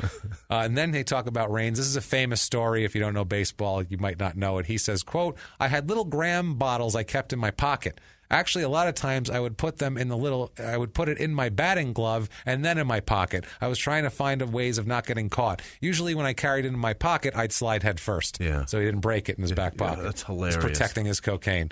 He had a bad season in 81. Raines says he struck out more. His vision was lessened. He'd be too jumpy. And so Coke didn't help him like it helps football players, apparently. Ron, on the other hand, has an in their own words explaining the whole thing. In their own words. He's got an explanation. Always. In their own, well, I sort can make of this here. go away. In their own words, quote, I didn't think I had a substance abuse problem, but I'm quite sure I did. You never think you have a substance abuse problem, especially if you have money to pay for it. It was a great lesson because I lost a career. I felt so dejected because I could have played more years. I was only 35. It was a hurting time, a really bad time for me. I didn't have a problem. I could afford it. I could afford it. That doesn't mean you don't have a problem. No, I think it's the old Sam Kinison joke when he was back in the 80s talking about the Betty Ford clinic cost $13,000. Yeah. If you have $13,000, you don't have a fucking Coke problem. That's not a problem anymore. You can afford it. You can afford it. He says since he's been released from the team and everything, it was a wake-up call for him. He's been clean ever since. Yeah. He's good now. Yeah. He is good. So good. Now. Everything is fine. So fine that at 86, he gets a job as a baggage handler for Eastern Airlines. Oh, fuck. There is so much wrong with this. From shitty, defunct Eastern Airlines to this lying dick face handling my luggage. No, this is all fucking wrong. I'm not giving this guy my luggage. How did they do a background check? He's a fucking felon. Yeah. Give him all your possessions. Yeah. That's fine. Well, the most important thing for your trip is going to be under the plane, maybe. Yeah, absolutely. 88, he's looking to get back into baseball, and he finds a different way other than playing. He sees an ad for an umpire school. Oh, boy. So he decides to attend. He attends, and this is the premier umpire school. It's the Joe Brinkman Umpire School. Joe Brinkman's a major league umpire who started it. Okay. They have 52. Each year, the major leagues have 52 umpires. Really? 28 in the American League, 24 in the National League. I don't know why there's difference, but whatever. Each league has 4 relief umpires, the whole deal. They get paid about between $52,000 and $117,000 back then. That's great cash. For 6 months of work. Yeah. That's not too shabby. That's pretty good. Yeah. So he's like, shit, maybe I should do this. I can make some money, get back into the game. Basically, its enrollment is open to anyone with a high school diploma and has good eyesight and $1,700, basically, because that's what it costs to do it.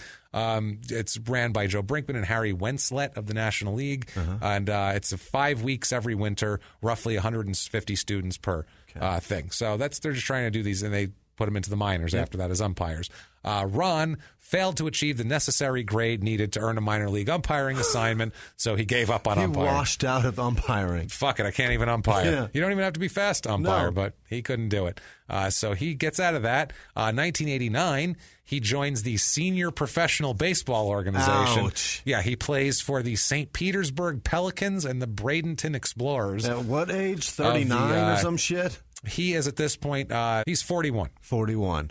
And he's in the 41. Senior League. Senior League, yeah. It was a winter baseball league in Florida, players 35 and over. Okay. With you could be a catcher if you were 32. Okay. You'd be younger. Yeah, because those knees are fucked. Yeah, it's like those that's are fine. so old. You'd been washed out earlier. Yeah. So the league began play in 89. This is this year. It had a lot of people in it, too. It had Ferguson Jenkins, Raleigh Fingers, Vita Blue, Dave Kingman. Earl Weaver was one of the managers. Dick Williams, the guy that didn't like him and said he was a terrible for the clubhouse. Pretty interesting here. Their oldest player was age 54. Wow. Which is crazy. Ed Radkow. That's wild. Throughout the season, all these teams averaged less than 1,000 people in attendance per game. Shit didn't go nobody well. gives a shit. Let's go watch old men play baseball. That's Raleigh boring. Fingers is really cool. I'd watch him play. That's the thing. But I'd like to go. I'd be like, man, he looks terrible. I just want to see him for that fucking mustache. I saw him at a Giants game at spring training here. They had all these. Oh, he's everywhere. They parade him everywhere to sign fucking autographs. Oh, shit. And I don't want an autograph. I just want to see that fucking mustache. Yeah, let me see your stash. Yeah. Teams in this league: St. Petersburg Peloton, Bradenton Explorers, Orlando Juice, Winter Haven Super Sox, West Palm Beach Tropics, Fort Myers Sun Sox, and the Gold Coast Suns. We always like reading off. Oh, and the St. Lucie Legends. I like that one. Yeah, we like reading off the shit league teams always. Shit team names. And, he hits 328 in 44 games, 11 with St. Petersburg, 33 with Bradenton. 1990, he plays for the Florida Tropics. Plays in 18 games, hits 2 home runs, and drives in 9 runs, and had the second highest batting average going at that time with a .403 average when the league folded. You're telling me that old people can't pitch so good? Apparently not. He can crush a 38-year-old's pitch? Batting skills last longer than pitching skills. 38, those guys were like 45, the ones we were talking about. Oh, that's right. They were 39, huh? Yeah, that was the minimum. 35 is the minimum. Okay. Yeah, 35. Some of the guys are 38, whatever, but the league folds. There's a 55-year-old in that fucking league. Yeah, league folds after 18 games is what we're getting at here. So January 99. 18 games. Of the second season. Okay. So win a season and 19 games or 18 games. Brutal. January of 1999, Ron takes a job as a coach for the Cook County Cheetahs. Oh. Heard of them, huh? Is that? I have their hat. They're the best. An independent minor league team that played in the Frontier League. Yeah. They play the Cook County Cheetahs in Crestwood, Illinois, which is a suburb of Chicago. Yep. There's a big fluff piece about Ron coaching. By the way, the funniest thing is they're talking about, they always like, when you haven't seen a guy, they try to introduce him in an article in a fucking interesting way. Right. He said this is the way they introduced him. Quote, "There are streaks of gray evident under LeFlore's Cheetahs cap. He is a little heavier than when he was in his playing days, but he's trim enough to claim he could still steal a base because of his ability to break down a pitcher. In other words, he's old and fat, is what he just said.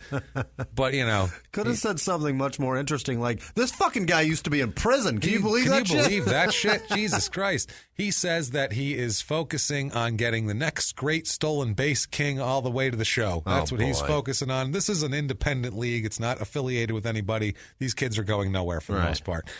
We have it in their own words on this here. In their own words, quote, "The oldest kid here is 27. So these are guys we can get in and really instruct. That's been taken out of some major league affiliates. They pay so much money that they don't really have time to instruct guys. So that makes sense. He's going to get in there. He's going to try to get him to the next level. Also, someone he's going to try to get to the next level is his son, 18-year-old Ron LeFlore Jr., who lives in Florida, and they say in this article that he is expected to be taken in the first 5 rounds of the draft that year.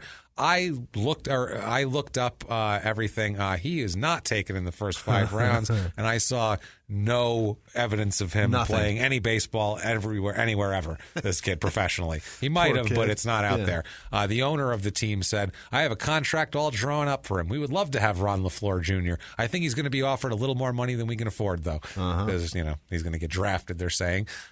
This idiot, Ron LeFlore Sr., says he's going to advise his son on everything. Oh, fuck. Yep, from contracts to the game itself. In fact, he plans to be his son's representative. Of course. He's going to be his agent. He says, in their own words, quote, "What does he need an agent for? If he makes it to the majors, then we'll get an agent. I know what the needs are in baseball, and I know what they're looking for in terms of evaluating talent. The organization will give so much money regardless, but I want to know what their expectations are of my son, and I just want them to be fair with him. He will never run as fast as I can, but everything else is better. He's naturally built and rates a 4 or 5 out of 5 in 5 skills. He'll do better than I did if he makes it." What a pompous ass. He's got to throw and make it about him. He'll never be as good as me. As fast as me. He said everything else is much better. September 27th, 1999. He goes to Detroit to celebrate the closing of Tiger Stadium. That's when it closed before the new stadium. Before the game, he is notified of an open warrant for his arrest. Oh, shit. On charges of unpaid child support. The police agreed to let him participate in the on-field activities, and then when he comes off the field, they slap the cuffs on him and haul his ass off for owing over $50,000 in back child support. That's not great. God damn. He is ordered to pay $3,000 or be jailed for 45 days. He's later released. The sheriff here says, quote, "He evidently paid it or made some arrangements for payment." So that's that. Yeah. His adopted son and nephew, Gerald LeFlore, who is Gerald's son, said his father, who is Ron, paid $300 a month in Florida for at least a year. Ron said he also made lump sum payments after various court orders, and he's basically saying it's bullshit. But the judge ruled that he still owed about $52,000 to $56,000 for their daughter, LaRonda LeFlore. Wow. Why would you put a law in a law? Don't name your kid LaRonda LeFlore, who is 23 at this time. Poor girl. Ron testifies his only source of income is a $20,000 major league pension. So that's all he gets, $20,000 a year. He said that he has a wife and 2 other children to support, and he has problems with both his hip and his knee, which he won't have for long. His lawyer says that he recognizes that he's in arrears, but with that amount, he says that amount is questionable. It's so funny because his ex with the kids said, quote, "It's some crock again. This man makes money signing autographs. He'll pay the money and he'll be gone again." That's what this. So they're dick. like, they're bullshit. The family, the daughter, they quote called the ruling, quote, disgusting. His ex said, quote, "I've been chasing him ever since he left Michigan. All I ask is take care of your kids." So, I mean, that's the rule. That's what you're supposed to do. They broke up Thanksgiving of 1977. She's been chasing him since then, basically. Jesus. This is crazy. His daughter said that she wants to finish college, and her mother has been sending her to college and sent her to a private school by herself. She has a bunch of shit to pay off, and she said, I feel a father should be willing to take care of his kids if he's willing to have him. Yeah. She also tells a story that 6 years before this, she was working in a Woolworths when he walked in and didn't recognize her, didn't recognize his own daughter. She said, quote, "He didn't know who I was. I tapped him on the shoulder and told him my name. His eyes bugged open. He was surprised." Wow. So, yeah, that's, my God. She also says she has a child, his grandchild, that he's never seen. Unbelievable. Can here. you imagine that? That's fucking bananas. September 2000, I had to dig for this shit, patreon.com/crime and sports, because this was one of these. I found this shit on like a traffic report. Really? Crazy. September of 2000, Matthew D. Gladden is traveling north in the southbound lanes of the US 19. That's north in the southbound lane. On a freeway. He's hauling ass the wrong direction. Just south of East Bay Drive, he strikes a southbound vehicle driven by Ron LeFlore. What? And his wife. Ron LeFlore and his wife driving the one car. Other cars are involved. 3 other people are injured. Ron is hurt. So is his wife. And the driver, Gladden, is killed. Oh, boy. So he's involved in that. He's seen a lot of tragedy here. 2003, spring of 2003, he's hired as a manager for the Saskatoon Legends up in Saskatchewan of the fledgling Canadian Baseball League. Oh, boy. This league folded halfway through its inaugural season. Shit. So that's another out of there. Everything dies with him. It just dies, man. 2005, he is visiting Cooperstown for the Hall of Fame game. To go see what it's like. Yeah, go check it out. And he tries to secure a spot in the program schedule, but was politely refused. Yeah. And, he just kind of walked away dejected. He hung just his head. Walked even away. Play at Cooperstown. No, the Peanuts. The Charlie Brown music with his head hanging down. Yeah. Good grief. That's not as bad as it gets, though. Okay. May 7th, 2007.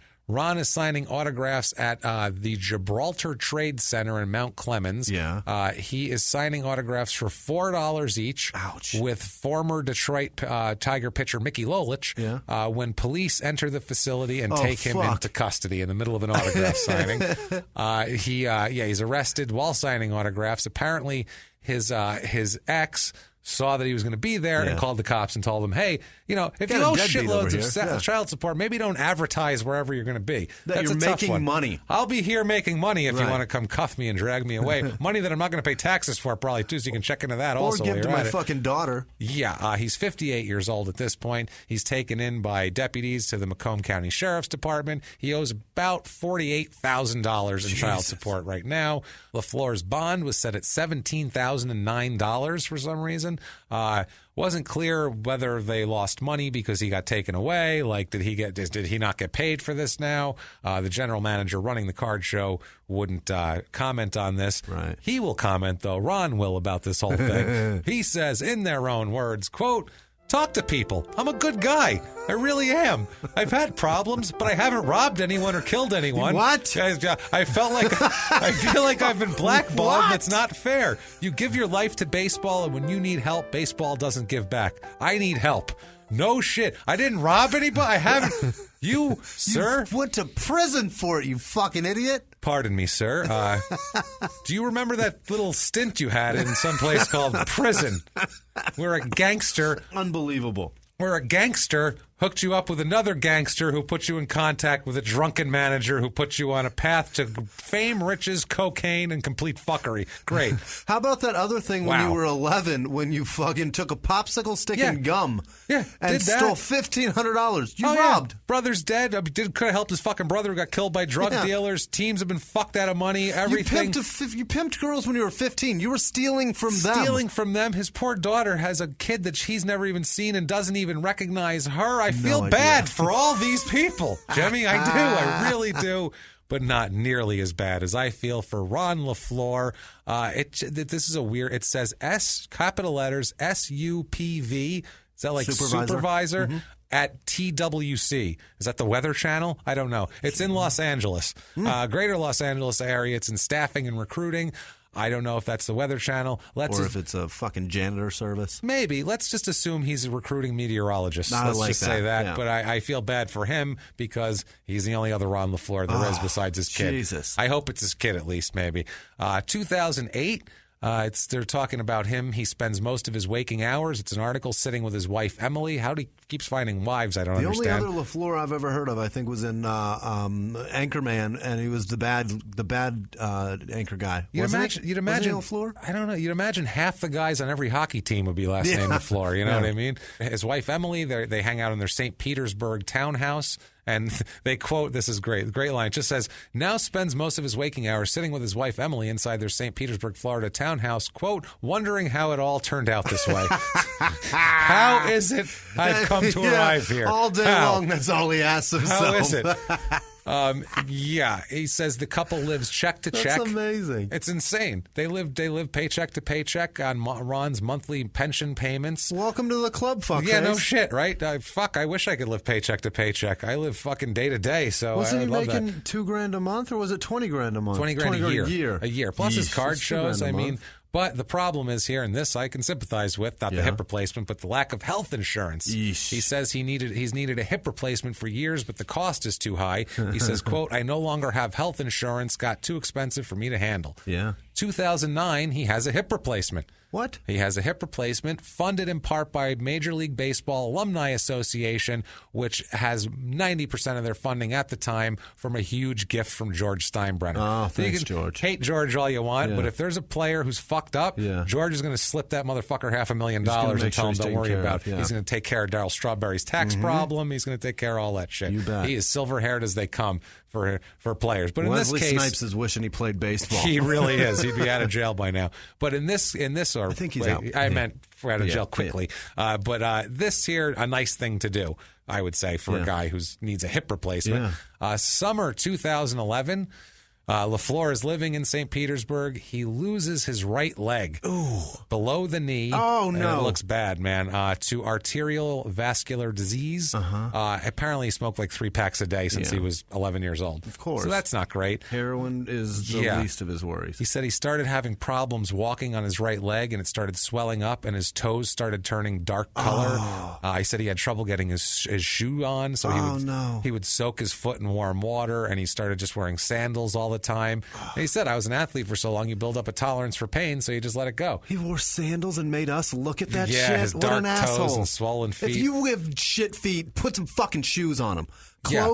Closed toes. Well, I don't want to look at them. It's about to get worse, Jimmy. Oh, Jesus. He said that when his toe turned black, he started picking at it. Oh, God, Jesus. And a piece of toe came off in his hand. Oh, my God. When he saw that, he said, oh, my God. It took that to make you go, oh, my God. A piece of your body in your hand. Go, oh, maybe this is a problem. Oh, my God. I don't mean to laugh at this, but Jesus Christ. That's amazing. That's when he decided he better see a doctor. Yeah. Then. Okay.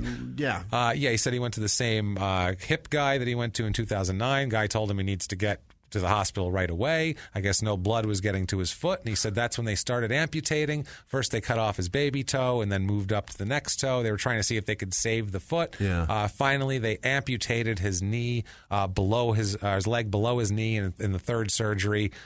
He lost more than 100 pounds at that point, down to 158 pounds. His wife came to see him every day. Bad stuff, man. Did she stay with him? She did. She hung out with him. She did. She stayed. She's a good woman. It's funny how women just usually walk away. They usually are, women and men. Jesus. I don't know. Guys tend to stick around more if the chick's hot.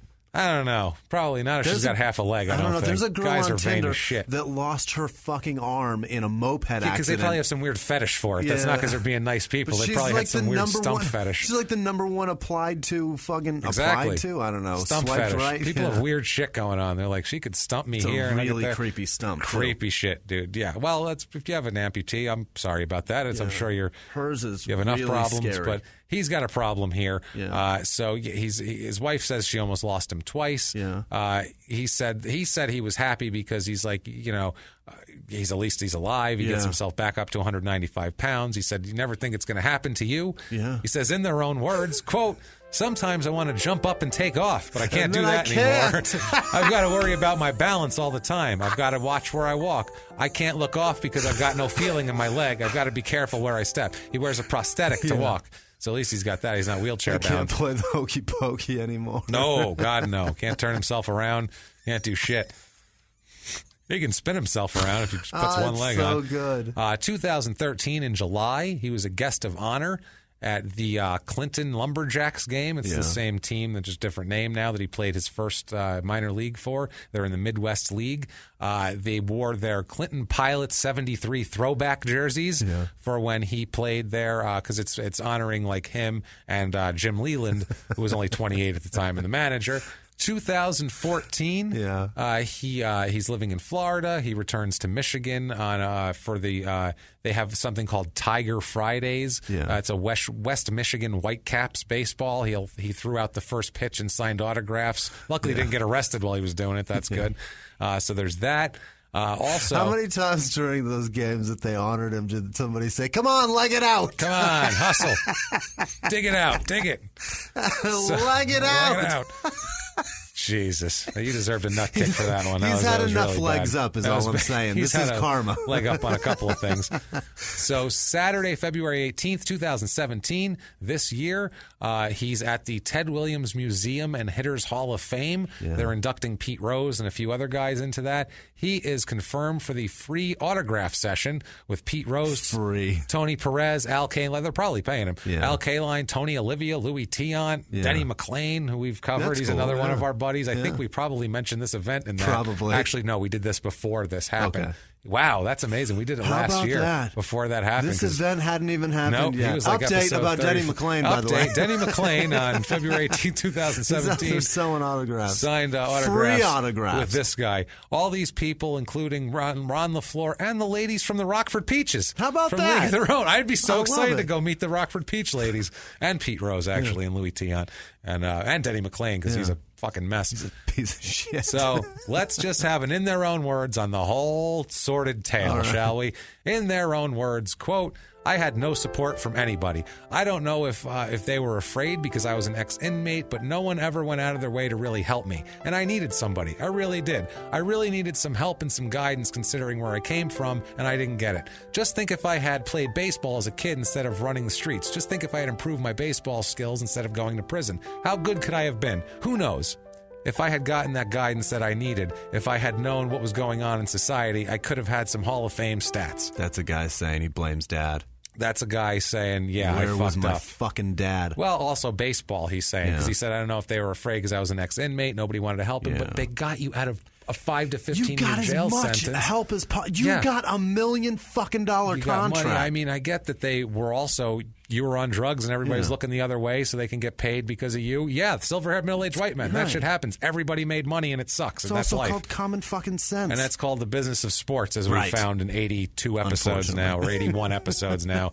That is it, man. If you cannot get enough Ron LeFlore, you just can't get enough. You can get his excellent book, Breakout from Prison to the Big Leagues, a first edition hardcover. They have first edition hardcovers on Amazon.com from $4.74 used. How about that? $4.74 used. The brand new one's like $120 actually for the first edition. Yeah, like a brand new unused, but the used. Any of them signed? Cheap. Well, let's get into this here. Sportsmemorabilia.com 8x10 signed pick is $23.99. They have a ton of them, different ones.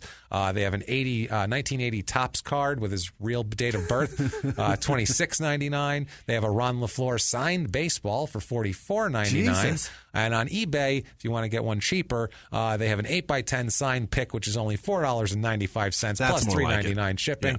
I'd like to get that one for myself. And also on amiannoying.com. What? He's on You never saw that site? No. There's a site called amiannoying.com, and it's basically celebrities, and it says annoying, not annoying, don't care. Yeah. And then it gives you their rating of how many people think they're annoying. It's pretty funny because they have like Gandhi on there, too. His face is on and it? shit like that. He's on there. He has a 66.7% annoying rating. Wow. I voted not, because he's entertaining as fuck. Yeah. And this was the last thing I found in doing this research, and I'm like, I'm not at all annoyed by this guy. 66.7. Thoroughly entertained. That means 3 people voted. That's exactly what I thought. And I think I was the one no vote, probably, and the other two were like, 100% annoying. And it was like his Billy ex. Martin. So it was his ex and LaShonda or LaRonda LeFlore or whatever her name is, the daughter. And so at this point, he is kicking around, going to autograph shows, as we've seen. Well, probably not kicking. That's why I said kicking around, obviously. He's kicking around with his prosthetic leg and going to autograph shows and trying not to lose any more limbs. Yeah. And that's Ron LeFlore, guys. That's a crazy-ass story if we've ever had one. That is unbelievable. It's a wild story. If you enjoyed that story, I'm fucking blown away that was an actual isn't that real-life amazing? story. That's a real story. That's real. And unbelievable. And it's weird because it took us 81 episodes to do it. Like, I had heard of this guy, I knew what he did, but I didn't really look into it enough to find out it was this crazy. It's insane. It's crazy. Well, if you like that crazy story, do us a big favor and get on iTunes and give us 5 stars. Tell us you're following instructions, following directions. We really don't care. You can't believe it. You can't even believe it. If that is not enough for you, if you love that story so much that that was a deep one too on research. That was a bear. What you can do to show your appreciation, you can go to patreon.com/crimeinsports and you can make a donation there. We have some cool rewards. Also, you can go to PayPal using our email address crimeinsports@gmail.com, and you can drop us a one-time donation there if you really, really want to.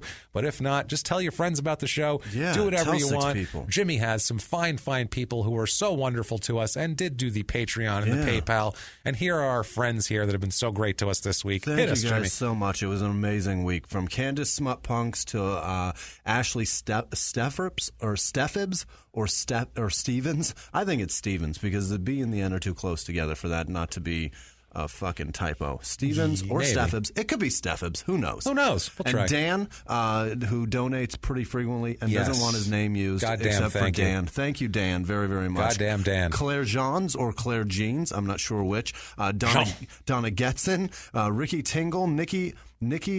Ricky Tingle. I like that name. That's a good name, right? It's like a NASCAR driver. Yeah, it is. It's Ricky Tingle. Yeah. Ricky Tingle here. For the whatever fucking sponsors. Anyway, Skull's clearly the one. Skull is on his car. Absolutely. Maybe a little vowel. We love you, Ricky Tingle. Yeah. Thanks, Ricky. Thank you so much. Althea seriously. Fung, Nikki Sarnecki, either one. Sure. Meg Shattuck, Devin Scott, Rebecca Elner, Stephen Dean or Dean, Leah Fiddler, Sarah Paling, Marissa, and Mary. They both gave first names. Thank you Corinne both. Price, Alicia Rami or Ramey, I'm not sure which. Jessica, fucking hell. Here it is. She wrote that this she wanted to hear us ruin her last name. Here it goes, Here you go. Jessica Korporich or Korporich? We will never let you down. Never. That's one thing. Korporich. I like it. I don't know. Zach Oberg and his puppy Lundy. Thank you very much. Amber Tomko, Carrington, Modry Cooper, Carrington Mowdry Cooper. I'm doing it fast. Robin Jarulf Setley. Thank you. Nice. Adam less Losey, drunk that time. Amanda Turner, Phil Varmuza, Philly V. That's right. That's my man right there. Nathan Keller. He hangs out at that bar with LeFlore and he hangs out. Yeah, absolutely. Jeremy Pendleton, Alice Lacey, Sarah Neely, Andrew Wiegand, Lauren King, Joel, and Sharon D. Jones. You guys. That we can't thank you enough, guys, honestly. And it hurts my hand to write it, and every pain feels amazing because you guys are fantastic. So thank you for guys everything, so much really. for doing what you do and supporting you keep us shit. going. The money we make comes from you guys. That's it. So thank you guys so much. You're keeping us alive. You're keeping us going. You're keeping it worth it as a viable thing to do. No doubt. Thank you so much. You can follow us on social media at Crime and Sports on Instagram and Twitter, Facebook.com/Crime and Sports, and the aforementioned crimeandsports@gmail.com. What would these fine people need to do if they wanted to get a hold of someone like you, Jimmy? Me? At Wisman Sucks. WHISMAN Sucks on Twitter, Instagram, and Snapchat. Get involved, comment, just be involved. I love having you guys chatting with me. I love having you guys surprise me in the middle of the day with some stupid snap that means nothing, and it means everything to me. So thank you guys so much. Thank you, guys. You can follow me at Jimmy P is Funny, or you can try to spell my last name. Good luck. If you do get it and spell it, you can friend me and I'll accept it because you spelled my last name. You deserve it. You deserve it. Go ahead and do that. Otherwise, guys, that was a wild tale. Holy shit. Can't believe it. We're not going anywhere. You know that. So I got to say it, as I always do. Live from the Crime and Sports Studios. We will see you next week. Bye.